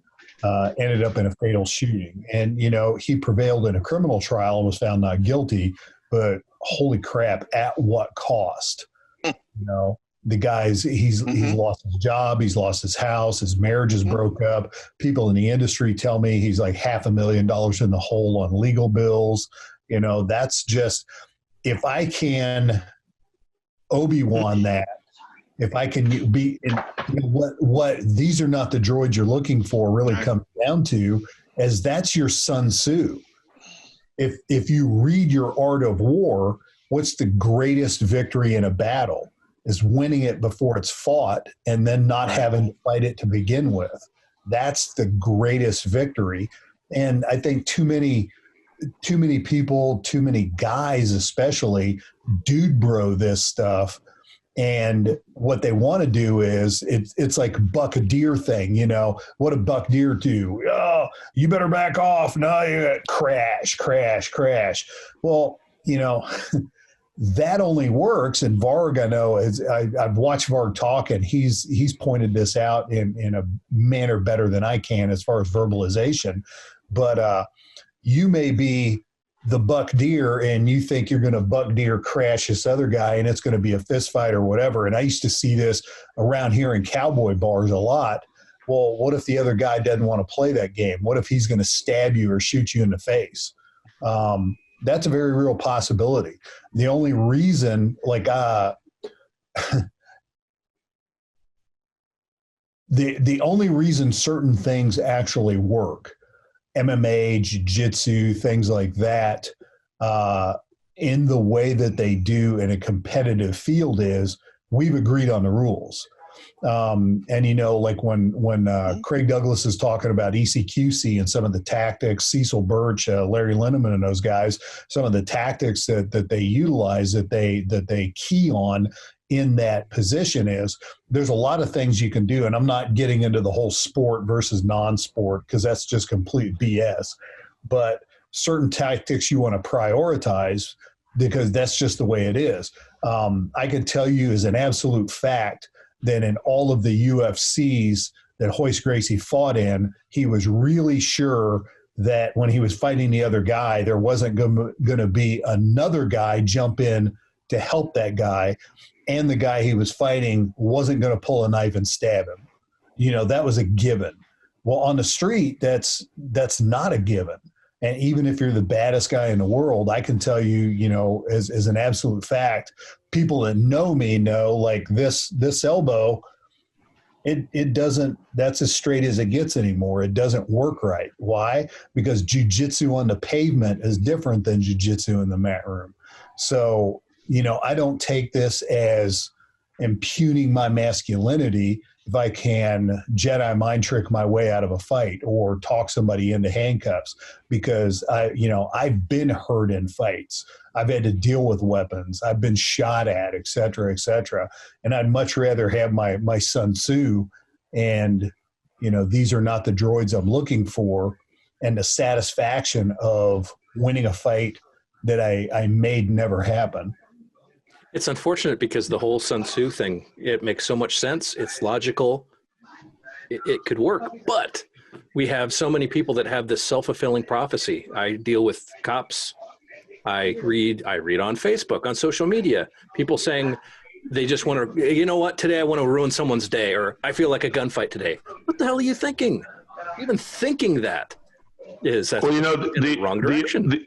The only place you're going to have where this is sort of going to be fair and nobody's going to get hurt is at the verbal stage of this. before the actual conflict. A lot of people sit there and they're so confident in their skills. And, all it takes is some 14-year-old kid to sink that knife in the right place when you think you're going to just beat down something and, one of the things I despise more than anything on the entire planet, and sadly I had to deal with this with a lot of people I worked with, is bully crap. Is all of a sudden, one of the things I tried to teach my baby cops as an FTO is you do not drag that badge around in a wheelbarrow. You don't get to bully people because you have a badge, and that may not be a popular idea. I tried when I was in law enforcement to not have fights, not bully people. Now, if you're going to disrespect my position, then we're going to have to go there. But I usually tried to start out where nobody's getting hurt, because I was a realist in dealing with weapons-based systems and training and stuff that, I just related this story the other night. I mean, I was nearly killed on an ambush where I had a 380 round within 1 inch of my nose impact on a call I handled technically, tactically, perfectly, because some gang member who had a hit out was sitting in a, braced on a tree, and I was half a step slow on where that round impacted. Man, any day can be your day. So try not to get into that. And, a lot of people are like, well, I got this belt full of crap, or I've got my, and I'm seeing this now a lot outside of law enforcement is, hey, I got this super gun, I'm carrying my USPSA open gun. I've got 72 magazines. I've got all this junk. I've got the super commando knife from whatever. I've been doing some training, I'm like a purple belt in jits, hey, great. You're a purple belt in jits until somebody puts a blade between your ribs.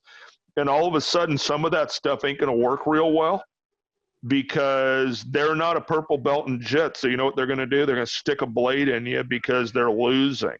That was always a concern, is that anybody can beat you any day with the right set of circumstances. Or winning, my last day in law enforcement, I was punched in the eye with a crescent wrench. My vision will never be the same. I have injuries that will never heal. I live in pain daily. The other dude was in ICU for 3 days getting fed through a straw. Did I win? No. At the end of the day, everybody got hurt, and it doesn't matter, trying not to be there in the first place is sort of a good thing. And it's one of the things when you try to impart with people is that, hey, you've gotten lucky or you've used skills and won a lot of this stuff, but on any day,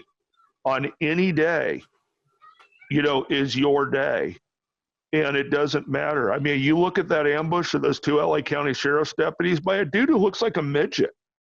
Ran up to the car and shot him. And, when you're sitting in the car getting basically shot like animals sitting in a car, that ain't good. And so why this is so important is this verbal initial contact stage is where nobody's getting hurt yet. And if you can end a confrontation, whether it's a peaceful confrontation, a daily interaction confrontation, a work confrontation, any of these confrontations can be ended with everybody sort of happy or at least okay. That's a win. I mean, how many times do we have to talk to people? And I'm generally considered an unsupervisable employee. You ever try to discipline me in front of people, it's going to be a war you're not going to win. I'm terrible. And when I'm in a supervisory position, you praise in public and you discipline in private. How many people have failed at that in life? And, when I try to explain to people in law enforcement, basically what you're doing is you're disciplining in public when you're starting these verbal beatdowns on people. They are going to react because, again, I grew up as the exact polar opposite of Varg. and we are at the exact same place. You try to punk me in public in front of people, I'm going to hit you back 100 times harder. It's not going to be a fair fight, and I don't care if I lose my job at this point. But how many super that? Some cops. Yeah. Oh no. It's again. It's what I tried to teach baby cops, because I had to learn it early. Like I said, I was this bright-eyed college student from the San Fernando Valley, growing up in this idyllic lifestyle, and I get dumped into a very tough urban environment. Man, I had to learn quickly I wasn't that tough. And nobody cared about me pointing guns at them. Nobody cared about that badge. Nobody cared, about any of that stuff. Didn't matter. And I watched these guys going, why are you starting to fight with this dude for no apparent reason? Somebody out there's on meth tonight or PCP. They're going to fight you. Just wait. It'll happen. You don't need to instigate this with everybody. And we've lost a lot of that. A lot of the police training that's horrible, and it's with the citizenry as well as a sort of textbook. We're doing check-the-box FTO programs instead of an actual learning program. We're selecting FTOs based on some criteria other than how good of an instructor is that person. How good of a communicator is they? That's not how you're getting your FTO jobs. A lot of that is wrong, and even on the other side, we're losing it on the crook side as well. As there used to be sort of street rules on how you interacted with people. I mean, I used to deal with gang leadership on a regular basis because they would complain to me about, hey, you got some rookie cop out there being a jerk. It's like, I'll talk to him. Meanwhile, it's like, hey, you got some 13-year-old poo butt out there wants to talk smack to me. And they'll regulate that better than I can. They can crush punishment better than I can, but you have to build those relationships of respect. And you can't bully people. You can't. It's no different in a business environment as in a street environment. If you try to punish in public or berate in public because you think you're empowered to do that, at some point, somebody's going to punch your ticket. And, at some point you're going to, some Karen is going to be berating some little person at the Carl's Jr. And somebody's going to either climb over the counter and punch their lights out, or somebody in line who doesn't have certain moral or certain restrictions is going to put your lights out for being disrespectful. It's probably somebody's daughter that you're disrespecting. God help you if I'm standing in line behind you while you're dissing my daughter. God help you. And I'm sure most of us as parents are like that. Yeah.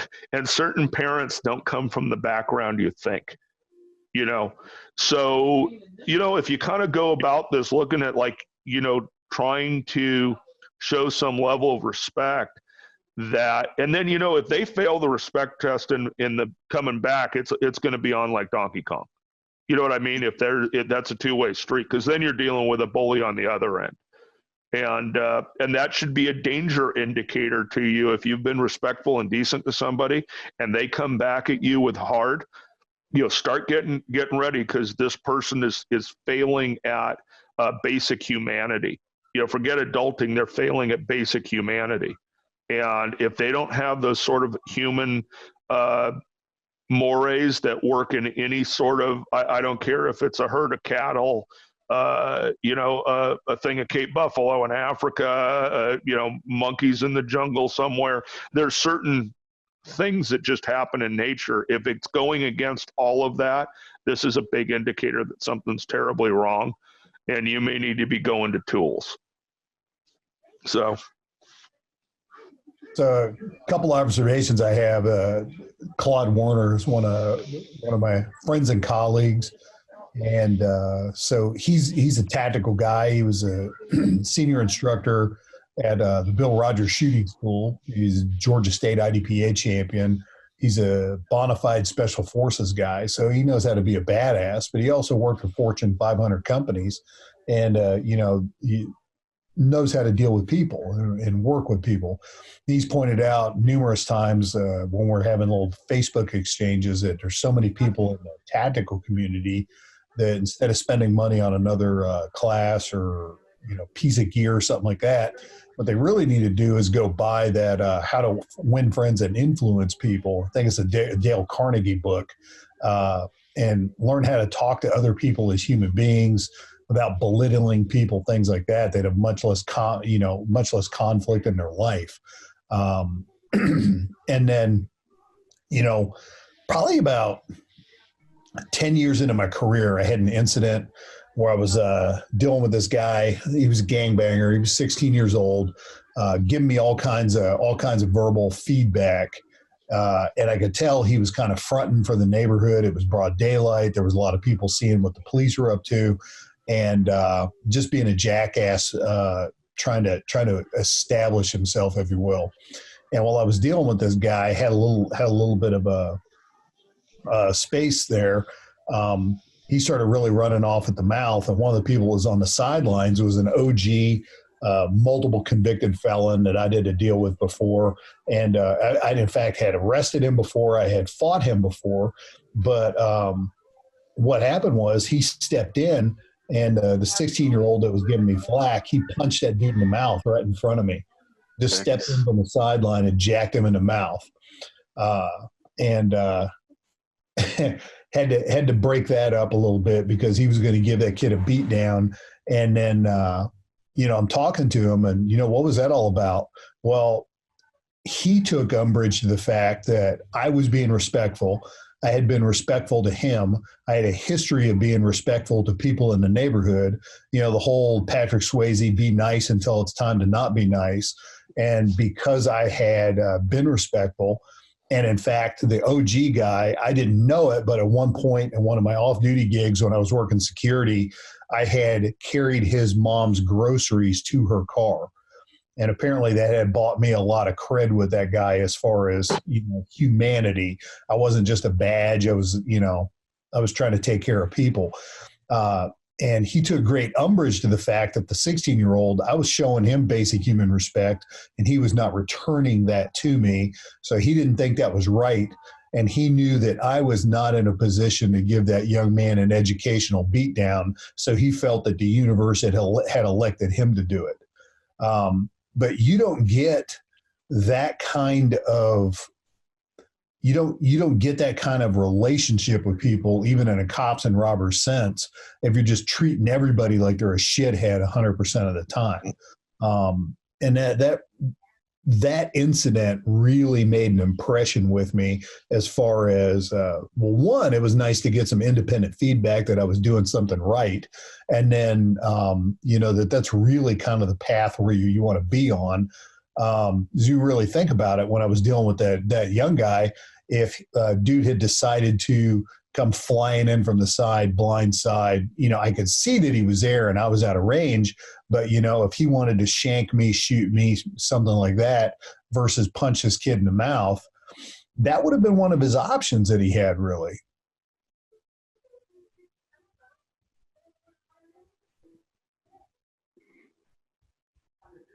That's off my rambling stream of consciousness there. I kind of I'm gonna have to reset and think up a new thing to talk about. Well, I think what would be really relevant to discuss now would be, okay, you find yourself potentially in an not even an altercation, maybe a confrontation, or you perceive it's about to happen. What are ways to get out of it?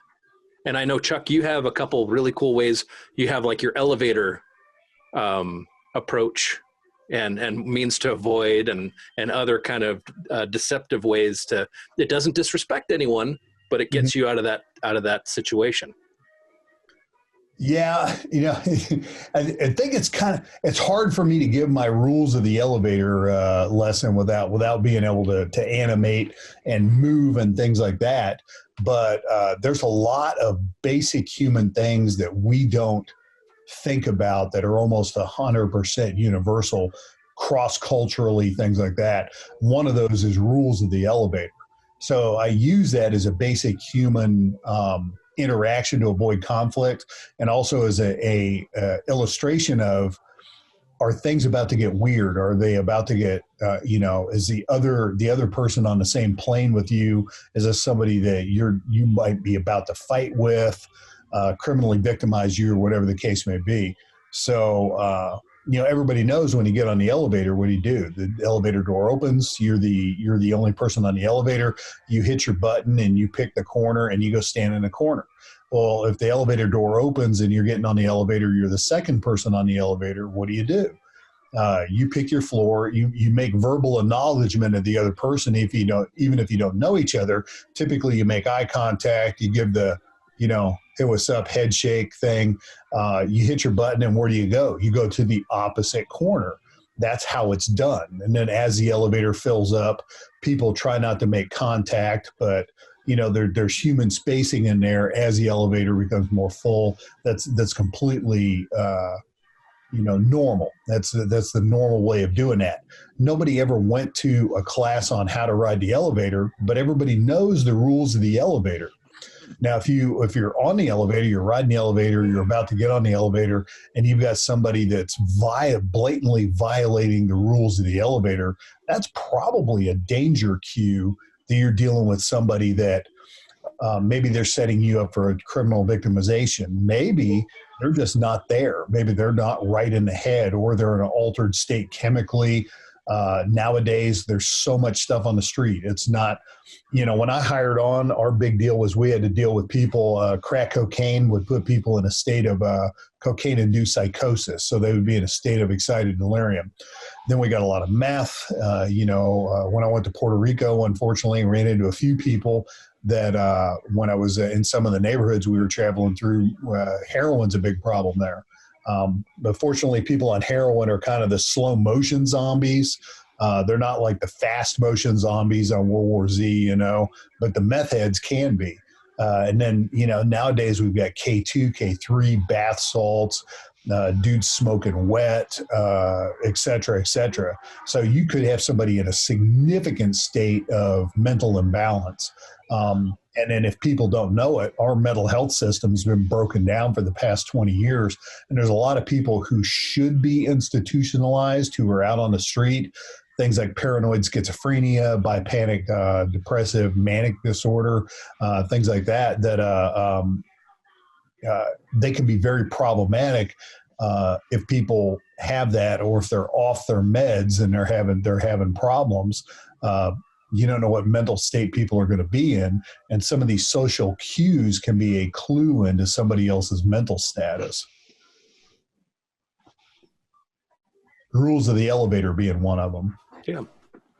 Varg, you have something that's related? I do. Actually, I'm working on book number 2 right now, and I'm about 60% done, 70% done. But something that I'm working on in there is laying out something that I've done for years, and it took a lot of reverse engineering for me to figure out like how to retrospectively articulate it.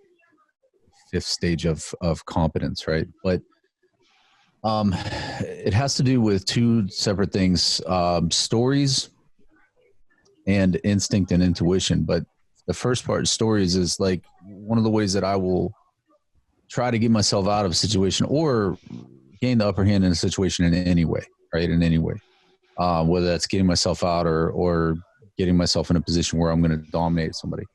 One of the things I try to figure out first is, how I communicate to this person really truly depends on that person's orientation and how they see the world around them and how they see themselves in that world. So what story are they telling themselves about who they are in this world? And that's the story I really need to figure out, because if I can figure out that story, then I can use his story against him, because I can feed into that story, or I can counteract that story to either, encourage him or discourage him or aggravate him or console him or blow up his ego, whatever it is. I have the keys to all of those emotions in him if I can figure out his story that he's telling himself. Does that make sense? Right?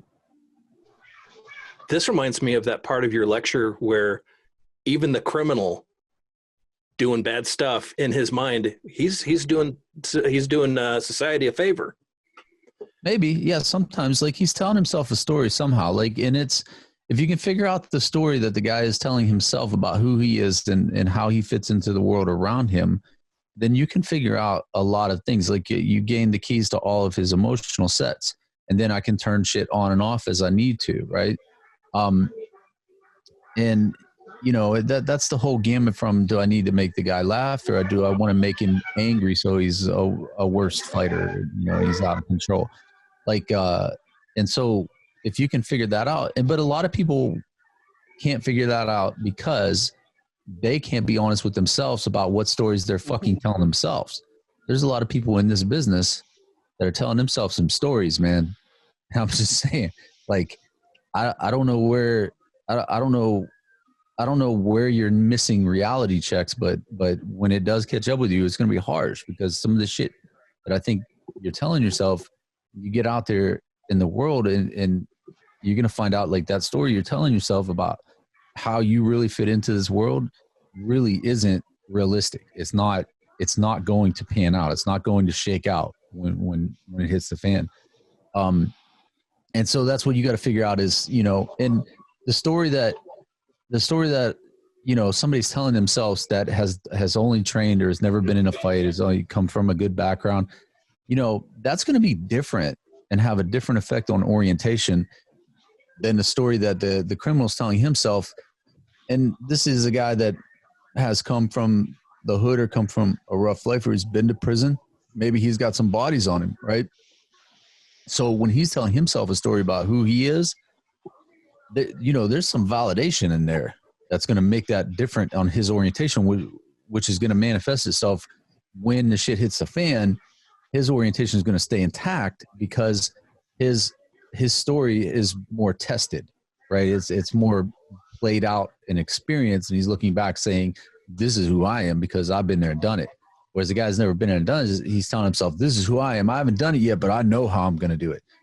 And that's 50-50. You're rolling the dice, you know? So his orientation under pressure is not going to break down, and yours possibly will, because you don't know, you haven't tested it, right?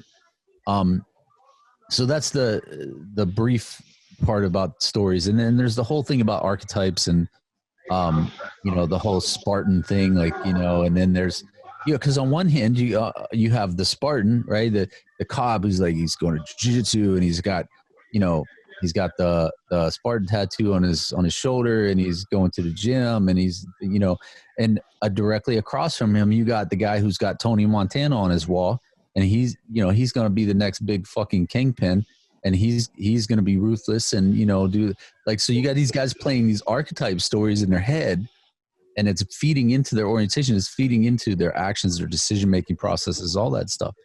And so, you know, that's the kind of stuff you need to figure out.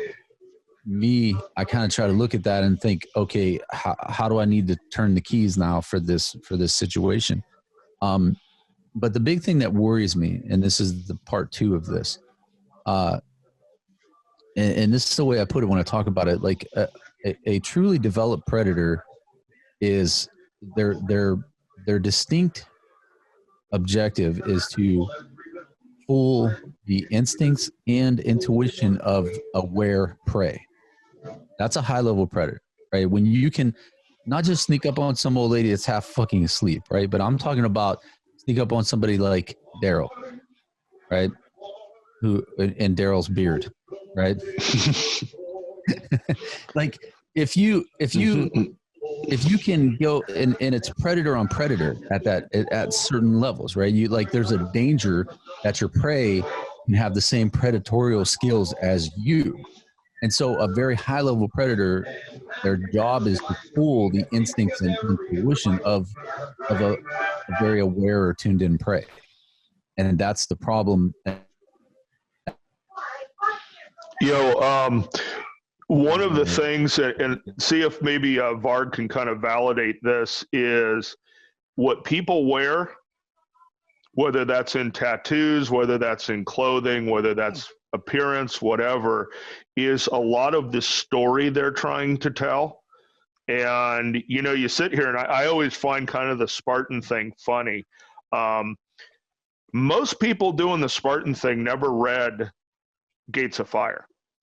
You know what I mean? They've never done a deep dive study into the Spartans, or probably done the amount of reading your typical history dorks are deep diving into that culture. Most of these folks could survive in a Spartan society. They're telling fairy tales. You know, just because you watch the cartoon movie is not what I find Gates of Fire to be one of the greatest man books ever written. It's a deep dive book. There's a lot in there about brutality and injury and pain and team building and stuff. And it's not about, you know, a Punisher skull and a Spartan helmet and whatever people are doing. So you kind of sit there and go, you know, they're trying to, again, it's trying to do an image that they haven't really understood what the work is for. And, you know, I tell people, and I see this in law enforcement all the time, I'm sure Varg saw this in custody as well, is a lot of people's ego, they're looking in the mirror and telling a fairy tale. And you get in that first confrontation where you start getting into actual confrontations, and your ego is going to get a real big frickin' reality check of where you are. Because I'll guarantee you, most people's first ventures into the violence game didn't go according to plan, and none of the stuff you thought worked was going to work. And, you know, I crack up because people get in me all the time. You know, the sort of backlash I tend to generate from people. You know, when I've got some dude on the internet, you know, giving me the lecture about, well, what I would do is, you know, and stuff, which just told me you've never done. And the other issue is I sit here and I deal with guys and I start talking about stuff like triggers, people management stuff with guns, this type of thing. And they're going to lecture me. And I sit there and I go, dude, really? Here's the deal. You've never done this before. It's going to be your first rodeo. And particularly now with a lot of citizens who are getting into the high level training, you don't know, it is going to be your first time. You know, the worst thing, scariest thing you ever did is you came home and mommy didn't leave the lights on for you. And you think you're going to just dominate because you're doing whatever training. You know, there's a lot there. And what you can pick up with some of the verbal cues and the visual cues with these people, the kind of pre-fight indicators that are there, is, again, style of dress, style of tattoos, style of thing, is they're trying to tell a story.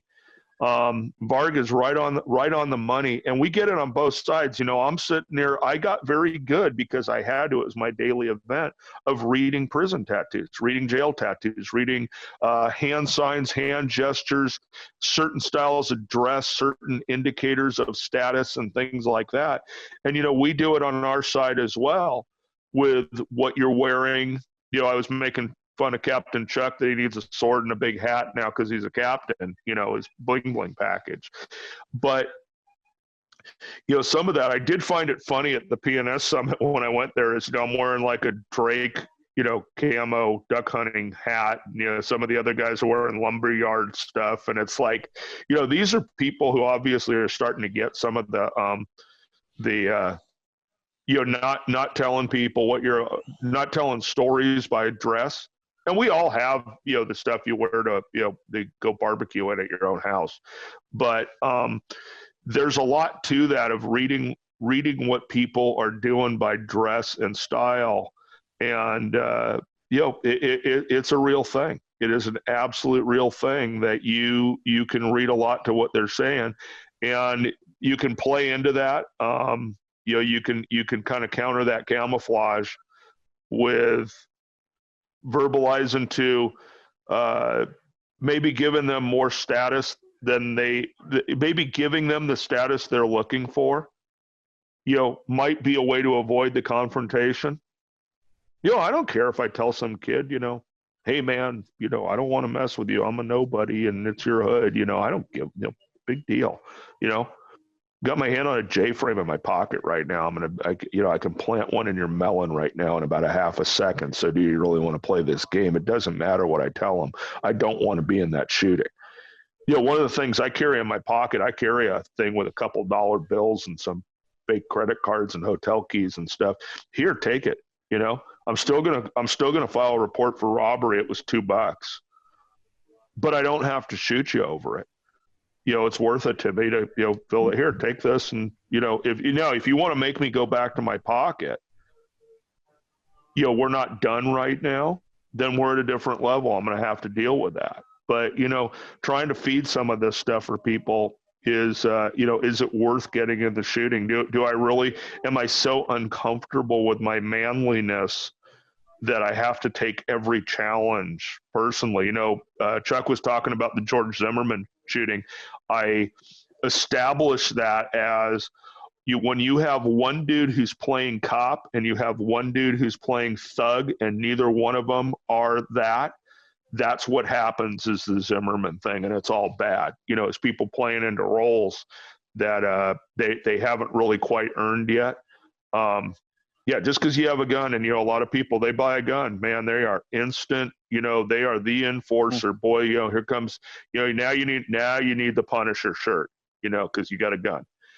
Don't work that way. It don't work that way. And believe me, there's plenty of people out there who are going to punch your lights over that without even thinking about it. And we deal with that. I think then the other night, wasn't I just talking about criminals will take your stuff from you and kill you? What was it? One day later in Texas, little hoodlum criminal, on the run in a church, took the pastor's pistol and killed him with it. It's a tragic, sad situation, but like I said, they don't need a gun. They will take yours. They've practiced at it, and you probably haven't put the work in to prevent that from happening. And, it doesn't always go according to plan. So, if you can avoid those conflicts altogether, by getting a verbal exit strategy, get the verbal exit strategy, get the body read exit strategy, do what you need to do to get out of that scenario. Sometimes it's just going to be sending the right nonverbals. That there's certain lines that aren't going to be crossed. And I'll tell a quick story. I kind of got to go. I got to get ready for work, and my boss just texted me on some new crisis. I'm leaving work in the middle of the night. I'm walking down this pathway downtown Dallas, and it's an enclosed corridor, basically, that's a setup for getting killed, basically. And there's these big concrete pillars, and I'm walking down, and I'm doing my typical thing. I got my hand in my pocket on a J-frame, and this dude pops out from behind one of the columns. So we're both seeing each other for the first time. He's responding to hearing me walking down he doesn't know what he's walking into. Pure apex predator. I mean, this is a lion. This is a bad felon, ex-con lion. All the right tattoos, the right look, the right everything.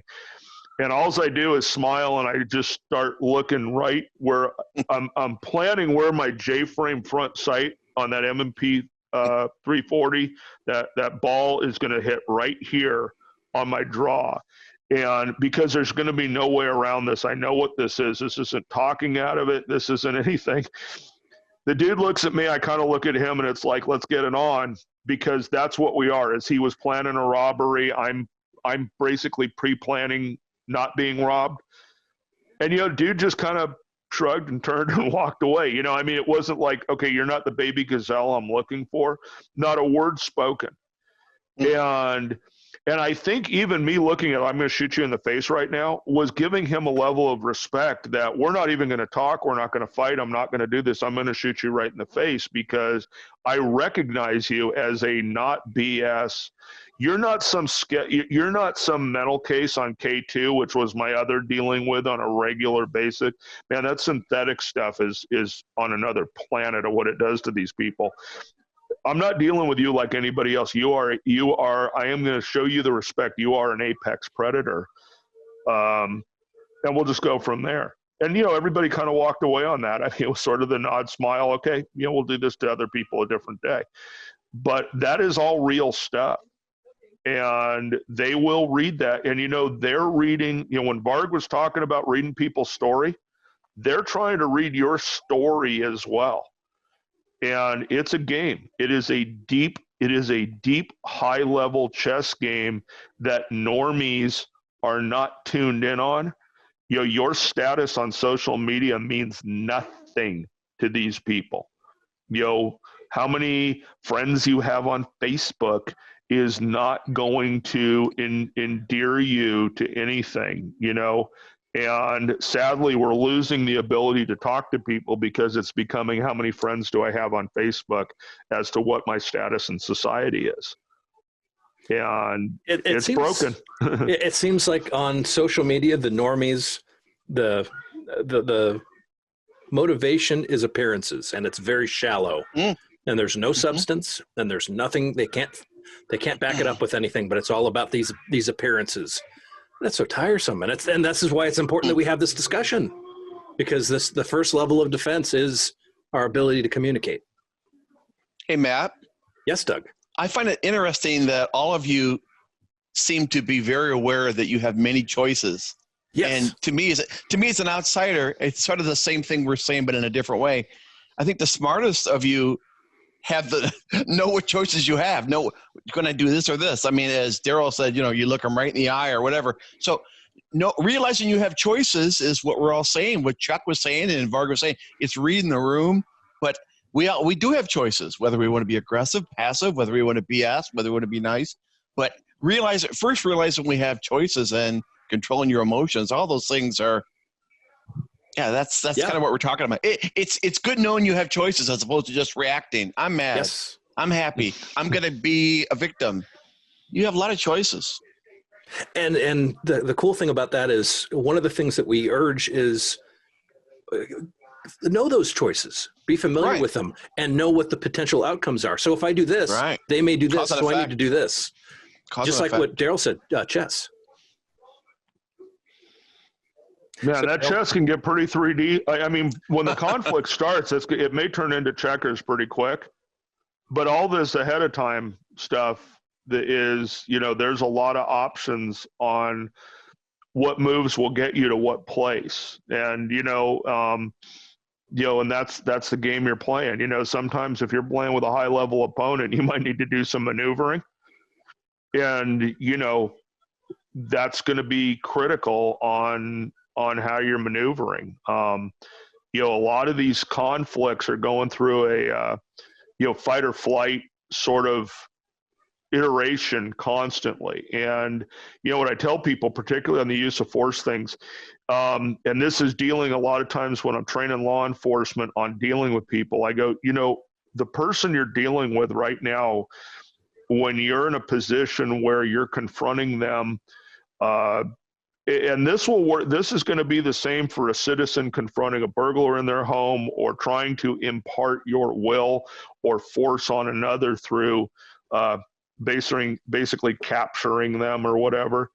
I go, they're going through a cycle of fight or flight because the only other options are feeding and fornicating, and they probably don't want to eat you. And somebody that looks like me, they're not probably wanting to fornicate with you either. So those, you can throw those two probably out on the big 4 Fs. But while they're going through that fight and flight situation, there's a lot of evaluation. And the more time you give that, you can either feed the response you want, or you can confuse it and cancel it.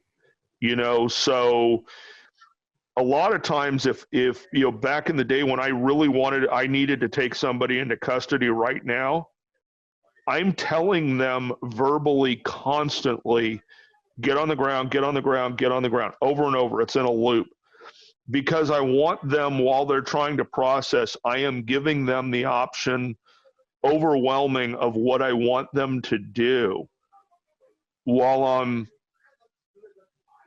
physically pushing that response. That verbalization gives them an out. I'm basically giving them the sort of surrender option that's in between. If you sit there screaming over and over at a person, let me in, stop, and you're on the 30th frickin' loop of that, all they're doing is formulating a better plan over and over while you're sitting in a tape loop. Either verbalize it and do something about it, or don't verbalize it, because once you start not getting a response, you are empowering your opponent into how to react to you and letting them plan better while you're standing there in a stupid loop. That's how it gets people killed, in all honesty. That's how you get hurt, is you're letting your opponent formulate a better plan. And a lot of that's coming from that you're not giving that opponent enough respect for their skills or whatever. But you're allowing, by not taking action based on when it's time to take action. I think this gets into when it's time to stop talking, or if you're using talking as a distraction. One of the hardest things to do, and that we actually will practice, is talking while shooting. Talking while shooting is extraordinarily difficult. If I can get you talking while I am going to force, you are going to have a harder time performing in reverse if you are engaged. I will use that as a tactic. I will, I'll just give this up for anybody, when I've done these sort of man-on-man shoot-off things where you're doing in class, we're going to do a shoot-off. I'm usually engaging the person I'm with speech. Hey, are you really ready? Or, I want to get a response, because as soon as you open your mouth, it's go time for me, because I want to get you while you're talking, and because it's a skill most people haven't developed. I got a pretty good videotape of me trying to do that. It doesn't work on Dobbs as well as it works on other people, but I didn't invent that. I picked that up from LAPD SAS. They talk through an entire shooting encounter, and they train to do that because of the amount of civil litigation they're always under. They are constantly verbalizing commands through the entire encounter. But they train to do it. And that's where I saw how difficult it is when we're out at Scotty Reitz's place, of talking while shooting. It should be something you incorporate into your training thing, is that can you verbalize while you're going to different tools at the same time? There's no such thing as multitasking. Your task stacking. Can you rapidly go through these different tasks at the same time? Can you be talking and covertly accessing weapons? This is a big thing Chuck and I both teach and we work on, is covertly accessing tools while we're verbalizing, to give us time to covertly access those tools so we can be preset up for the next option should the verbalization not work. So there's a lot of this, can get pretty complicated and into a deep dive of how you're training to do this. And like I said, sadly, a lot of people out there are filling their heads full of, well, I'm doing all of this. So what I would do is, and I'm like, okay, let's see how that goes for you. Cause I'll tell you, my first couple years on the job, a lot of mistakes were made. My first rodeo, and a lot of these things didn't go according to plan. And, I threw a lot of my training out my first week on the job, because I'm like, okay, well, that flashlight technique didn't work. That shooting stance didn't work. This didn't work. That didn't work. And everybody said this stuff was working, and has worked for me on a square range, or it has worked for me other places, but it, and stuff that was like, in the academy, like doing some of these joint manipulations and arm bars and all that stuff. It's like, God, that doesn't really work on people who aren't, compliant and doing the same thing and being fair. What's really working is sort of punching people in the face and choking them out. It's working really good. But that whole, little joint manipulation thing didn't, that and that PCP weren't working really well together, so. I had, so we were at the training summit in Utah, the primary and secondary training thingy. And one of our newest officers attended Darryl's lecture, and he was out on a break and I saw him outside, and I went up to him. I said, "Hey, so how's this going? Which block you in?" "Oh, I'm in Darryl's with Effective Training Habits." "Oh, cool. How is it?" And he replies to me, "Sarge, they taught us wrong in the academy." And yeah. Yeah, it's okay. Me too. Me too. We all got a little bit of that sterile, stuff, and then you get out and experience is a harsh teacher, and it's the best teacher, but it's harsh, and it's hard getting that. And a lot of people fill their heads with experience that is simplified and coddled to what they want, rather than being shoved down their throat non-voluntarily. And that's what I tell everybody's all, well, you cops and your cop thing and this. Well, what cops do is they go out and do stupid stuff because that's the job, and you force yourself into force situations. And I saw a lot of part of my thing that I really appreciated with Varg is of watching him talk and kind of interacting a little with him, is it anchored in me that I did things right by not being disrespectful to criminals or being disrespectful because of my badge. And I think about how many encounters I didn't have, I was involved. I know some guys that think like, Darryl couldn't make it, and my bad, whatever. Yeah, whatever, bro. Like I said, I was making 500 felony arrests a year, multiple shootings, that kind of thing. I think I can hold my street cred with most. The reason I'm probably not dead is because I realize that you have to sit there and treat people decent. That badge is not a means to bully people. And for a lot of people who are weak-minded, and they are weak and they are trying to counter not training, not doing the work, not putting in the time because their department told them it's okay to be on minimal standards. They're making that up with being bullies. And, someday somebody's going to shove that right down your throat. And it's not fun. And I've been hurt a lot at work, and it's not fun. And, eventually somebody is out there going to really try to punch your ticket. And, I started seeing where like, wow, these people will really try and take your gun away and kill you with it. I need to be better.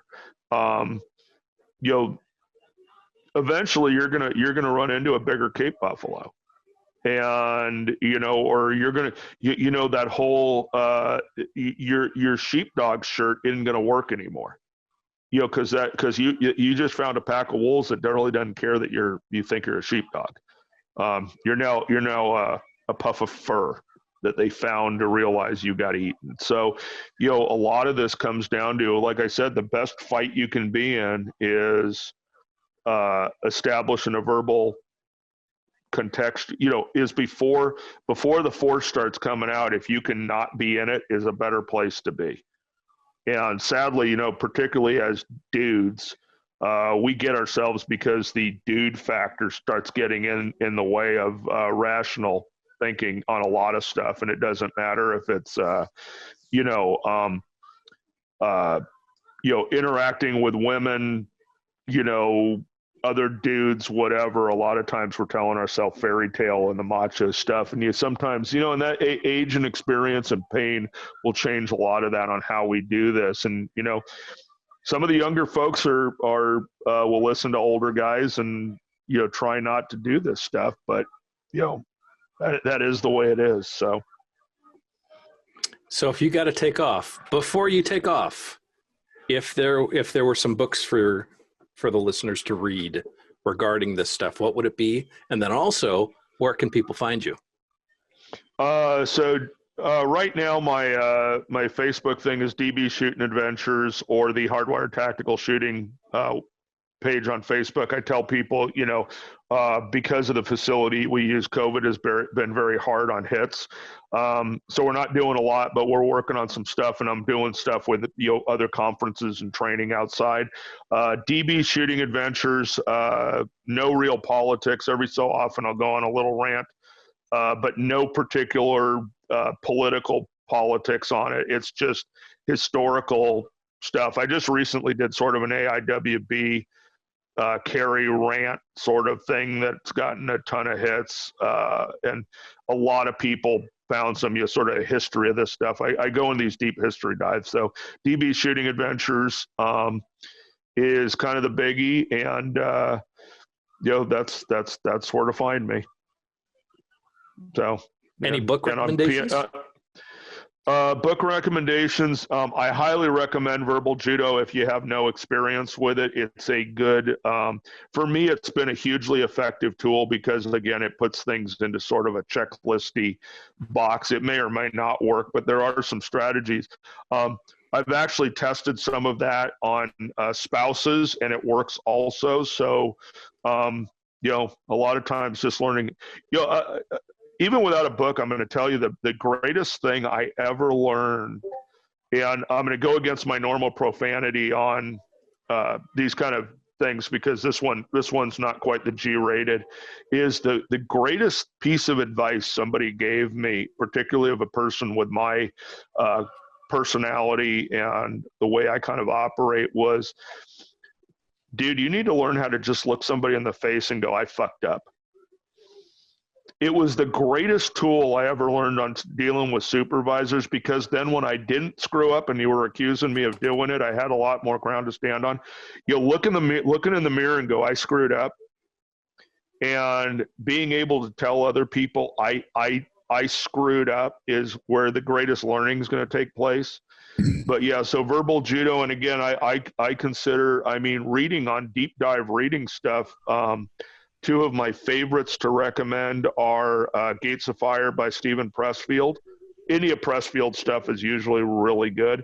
But don't read it you got to read that with sort of the how does it apply to training. There's a lot in there with that. And then the other one I really like, that's a sort of a mind opener, is Empire of the Summer Moon by S.C. Gwynn, which is sort of the interaction between the white settlers and the Texas Rangers, and that working into with the Comanches in Texas. And S.C. Gwynn has an amazing ability of taking a middle ground role or middle ground neutral look at these things. When you get to see things sort of from the Comanche point of view and then backwards the other way, and the massacres and bad stuff that took place on both ends of it, it's a pretty good deep dive into a lot of interesting stuff. So those are two of my big, if you want to take a deep dive into some deep stuff, those are my two biggest recommended books. Cool. So I'm going to go make venison tacos and go to work. Sounds good. Well, and then I just found out I get to go work day shift for a little while when I get off. Isn't that going to be fun? But you don't like day shift. I don't, but it's at a church, so I'll make it work. So anyhow, thanks guys. I appreciate it. We'll see you later. All right. Have a good one. I'm going to follow Darryl. Nice meeting you, gentlemen. Doug, Matt, do you have any recommendations on any books to read for communication? I'm not really a book reader, but my previous experience with sales, and it's all tying into like Varg and everybody else was saying, is try to see the other person's story. I like when you said that, Varg. That was awesome. So all those sales books, when I learned that I don't have to close you and force you to buy what I'm selling, but I understand what you're looking for and use all those sales books. Yeah. It's just like a gun, you don't have to shoot it, but sales, you can't manipulate someone, but you can use those tools to ask high gain questions. Yeah. What are you looking for? it sounds so simple. Yeah. And everything in life is so simple. And it does. Yeah. And it just takes a lot of practice. And daily we have the opportunity to do this with anyone we interact with. So it doesn't have to just be, we don't have to be in that sales interaction. I can do this with people at the gas station or Chuck Haggard on the phone or anything like that. Excuse me, Captain Chuck Haggard. So those sales books, just like your guns, it can make you a better person. You don't have to hide behind that. You don't have to use all your arsenal, whether your mind or your wit or your words. Yeah, it just makes you smarter. It makes you understand, just as Darryl was saying, the Indians, and it makes you understand there's two sides, as Varg said earlier. Everybody has their own story. So if you can look and see their story, that's awesome. Yeah. And I think one thing that I don't think we emphasize enough, a lot of this is sales, because we are selling. Sales has selling a perspective. Sales has a negative connotation, like I'm selling you. I'm going to make you do something you don't want to do. I'm going to sell ice to an Eskimo. Do you ask them what are you looking for? And then I think this is a better one, and showing you the choices. It's communication, right back to what you're saying. Yeah. The better communicators get along with other people and realize that, wait, they just said, they're not listening to me, so I'm not going to waste my time with you. I'm sorry. What was that? Ouch. Hurts. Have a good night, gentlemen, all right? Thanks, Doug. Good luck to you. Okay, now he's gone. We can talk about him. I was going to say that about Darryl, but yeah. So I think the value of this topic is definitely it's underappreciated, but it's something we can use every day with everything. Mm-hmm. It can be used with spouses. It can be used with people on the street. And the more we use it, the more we hone it, the more skilled we become. Now, that doesn't mean, though, that this is going to be a surefire way to de-escalate anything or get what we want, but it provides options. Well, I think, overall, you're going to have, the better communicator you are, overall, you'll have less conflict in your life. Be that in your marriage, with your kids, with your boss, coworkers, things like that. You're just going to have less conflict in your life. The better you can read people, the better you can communicate people, have that emotional intelligence so that you can relate to people where they're at, especially if you're advanced adulting when they're having problems adulting, or they're having some kind of issue. Maybe they're having a bad day. Their dog died. They wrecked their car, whatever the case may be. Reading into them having those problems and then doing the best you can to relate to that and have that effective communication or compassionate communication is important. In the use of force realm, it'll get you into less fights, particularly for cops. Fewer fights you're in, the less you have to use force, the better off you're going to be. It becomes an idea of, okay, I've made like X number, let's say I made 100 felony arrests. I've only had 2 or 3 that turned into fights, whereas other people might have 100 felony arrests and now they've been in 50 fights or 20 fights. And, I'm below the average because I'm a more effective communicator. And it also feeds into those cases where I had to use force. Clearly I had no other option because, my Jedi mind trick was not working. I mean, you look at even in the Star Wars universe, Obi-Wan Kenobi had to hit people with a lightsaber sometimes. It didn't, that's just the way it was. But if you can Jedi mind trick people more often, and I say that, joking around, but if you can effectively communicate to people better more often, you're going to have less conflict, and it's a lot easier to justify what you do have to when you're forced to do it. And a huge part of that communication, it's not one way. It's us also listening and seeing the clues and acting on them. Yes. Varg, how did you go about honing in on that, on your ability to hone in on clues and listen and find the direction you wanted to go ultimately in a confrontation? Because my life depended on it. Yeah. But you're here right now. So you've done something right. I mean, yeah, when you're a teenage kid thrown into the penitentiary, that shit needs to come quick. So and even before that, I mean, was that, some of these abilities are so, built so deeply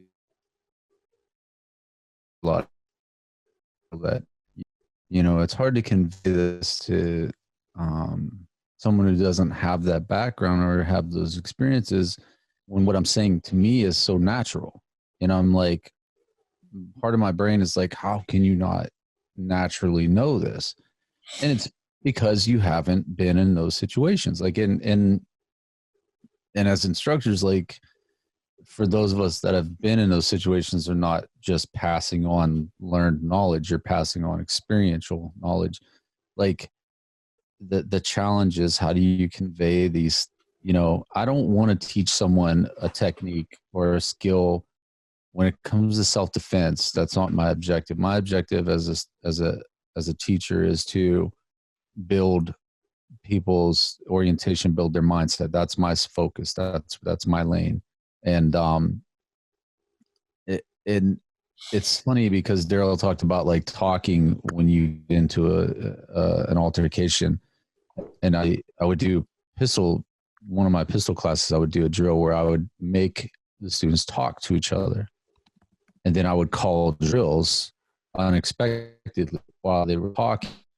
And then that's all like, that's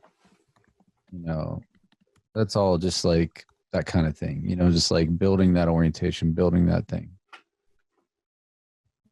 but that's all. I mean, I don't know. It was a good discussion. I think we did a lot of stuff. We talked about a lot of, good stuff, some repetitive stuff, and some, I think people heard some new concepts or new angles tonight. Yeah. So that was good. Yeah.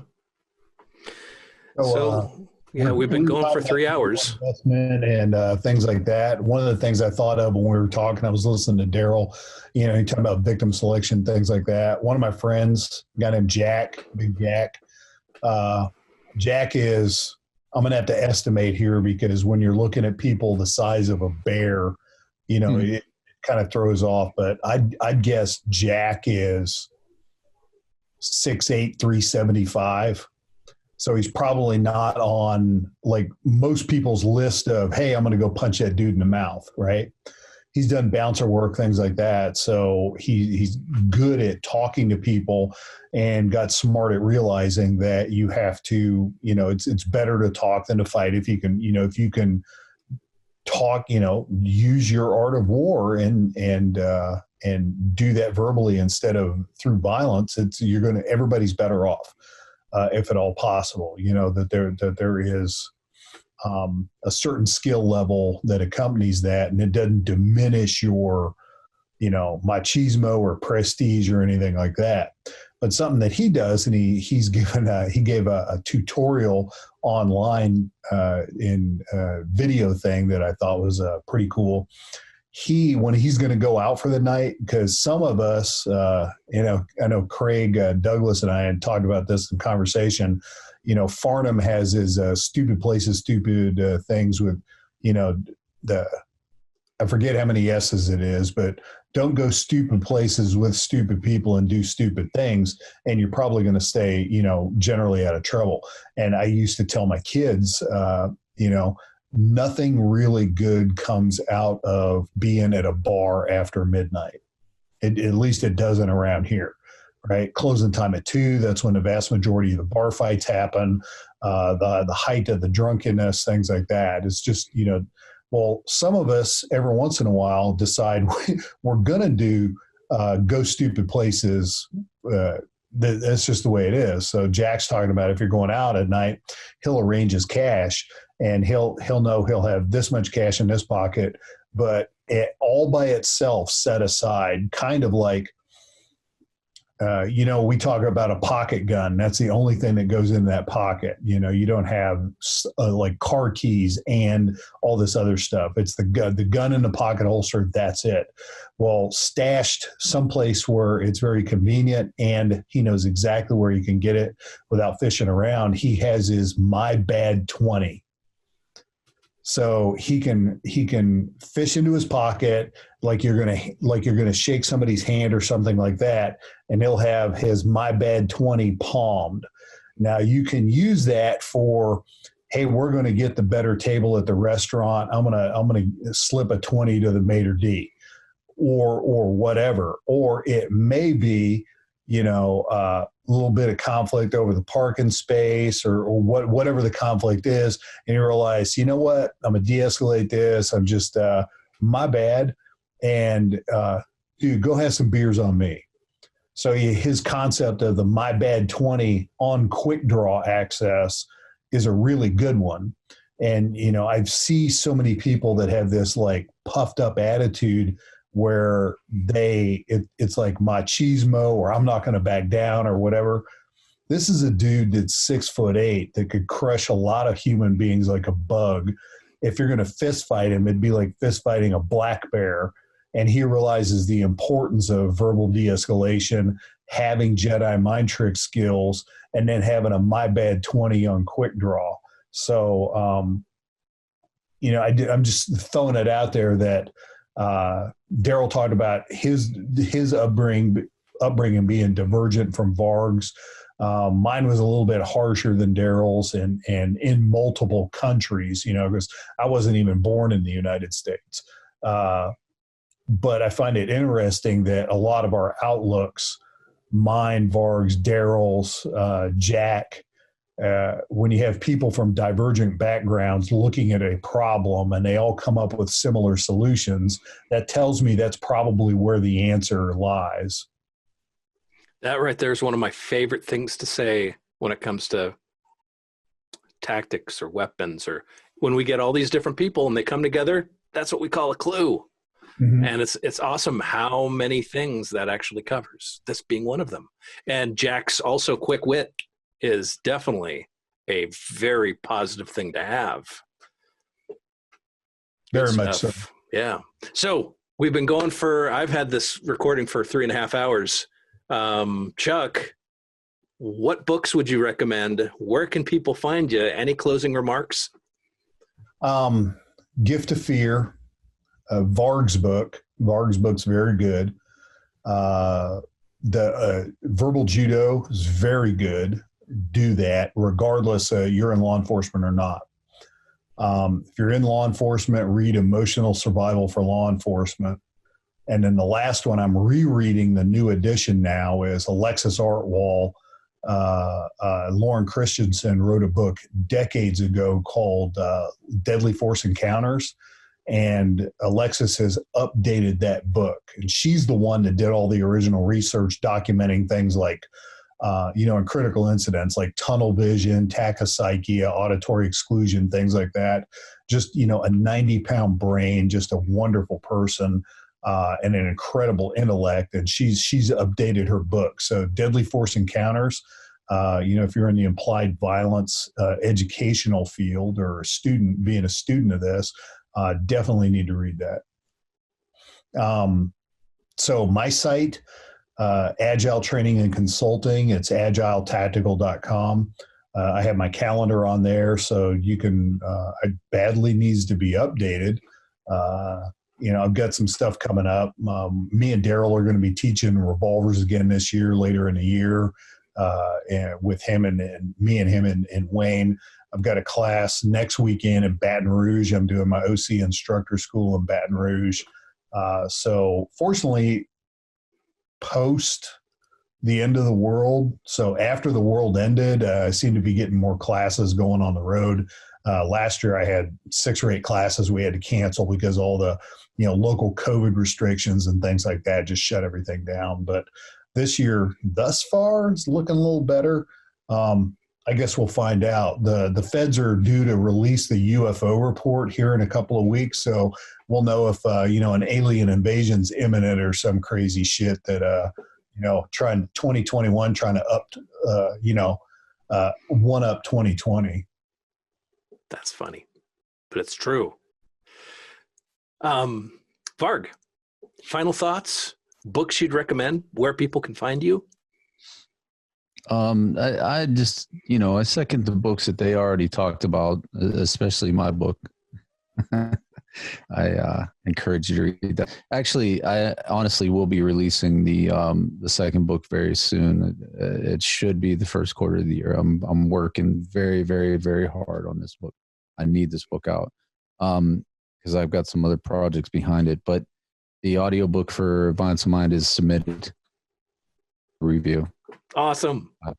10 more days for review, something like that. 8 more days for review. So we'll see what they say. If they come back and say it's not good enough, I'm going to be super pissed because I'm telling you, I've listened to my book that I submitted and I listened to Audible books that I have on my phone, and I can hear shit in those books that you don't hear in mine, right? Like, so I'm going to be very upset if they are like, this isn't good enough. I'm going to be like, man, it is, it's good, right? So hopefully that goes through. But if not, it's close, so it should be soon. But that's it for me. And those guys talked about verbal judo and gift of fear and all of that. That's good stuff. I like sales books, and and I think you should read Machiavelli too. I really do. If you want to talk about communication, I mean, Machiavelli is going to give you that other side of that. That's really important. So I'd probably give that another look. And where people can find you? Well, vargfreeborn.com is my central site. My main project right now really has been my CTS method, my cognitionist training system. So I'm working more, coaching barbell and strength. That's primarily where I'm at most of the time now. I'll have a few force on force classes coming up this year, maybe. But we'll see what happens with 2021. Everything is fluid right now. As soon as that audiobook comes out, I am buying a copy for each of my officers. What I've been doing with my PD is there are 2 different crews, and it's a different crew on Tuesday night compared to Thursday. And on those 2 different nights, we have we watch a couple videos and we have some lectures, and it's basically a training night for about an hour. And I shared some of your videos, Varg, and it opened some eyes. They really appreciated it. It was good stuff. And Chuck's and Bill's. And what was that? I said I liked being out there and talking to them. That was a good day. Yeah. And then to find out that one of the state agencies made it. Let's see here. How did it go? I was told by a buddy, a state agency took one of your lectures, made it mandatory to listen to, and then they had to discuss it because you were touching upon topics that are kind of foreign to them, which need to be discussed. And I thought that is just awesome. Well, big thanks to our sponsors. Big thanks to Filster Holsters, to Staccato, to Walther Arms. And what I normally say, make sure you are supporting those sources that you have found to be beneficial. If you like what Varg says, if you like what Chuck says, or Darryl, or Bill, or Pressburg, or Jedlinski, or Fisher, or any of these guys, make sure you're following them on social media. Find them on all those avenues, because as I normally say, we are greatly outnumbered, and there aren't that many good sources of information out there. The sources that are pandering to the lowest common denominator, they're making a killing, and they're huge, but they're pushing some pretty questionable information. Here at Primary and Secondary, we're all about the good information. Speaking of which, I am re-releasing old podcasts. So stuff from 2016 is being re-released. I'm going to be doing one a week. It's been awesome to re-listen to these, to hear where people were and to see where they are now. It's also really cool to hear the predictions that we made back then and how it's pretty much all come to pass. You can find us at primaryandsecondary.com. We have a forum at primaryandsecondary.com/forum. With all this crap going on with social media, things getting shut down, don't be surprised if your favorite gun groups go down on Facebook. Feel free to use the forum. The forum is there for your use, as are our bunch of Facebook groups. We have all these resources. Big thanks to our Patreon subscribers. Right now, speaking of the Patreon subscribers, our network support 2 and above members get to pre-register right now to the network, or to the training summit in September of this year. Expect the same ModCast. However, we're going to have a couple add-ons. We may have some more lectures because of some of the restrictions with or the limitations on ammo. So we're going to make the most of what we have. Last year's lectures were outstanding, absolutely outstanding. So I'm looking to expand those. So thanks for listening. Thanks for watching, and we will talk to you guys later.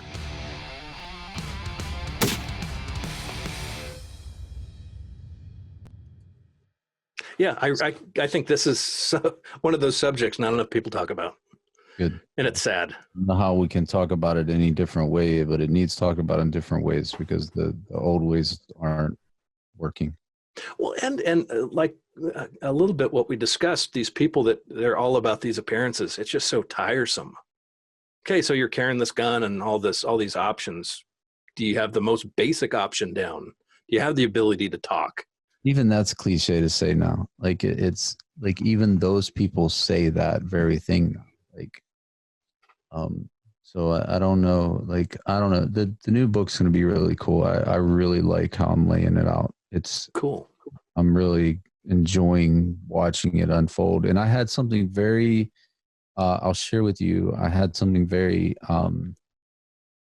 cool happen that. No, we still are live. We still have people watching. I know. Okay. Yeah. I had, and I'll reveal it in the book, but I had one of the concepts that I work on really heavily. There's only a couple people left alive who worked on the original concepts of those. And so I went to one of the sources with my material and I said, hey, if you get a chance, it's a big, you don't have to answer me at all. And I'm nobody from Adam to you, but if you get a chance, look at my material, just this chapter I wrote about your work, and see what you think of it. And that's a big thing when you take your interpretation of someone's work and throw it at them and say, hey, this is how I interpreted what you do. And I'm doing other things with it now too. So that's huge. You're taking their stuff and running with it and I threw it at him, and I never expected to get an email back. And not only did I get an email back, but I got a personally notated PDF back because I sent a PDF.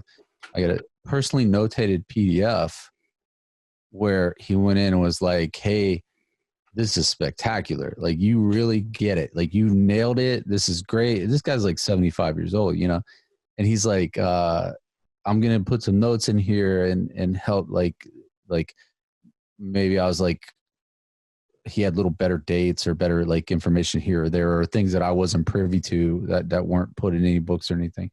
And he added that to my section. So it was the biggest value. I was yeah. And what's funny is that there was someone in the industry who's known for these topics, whatever.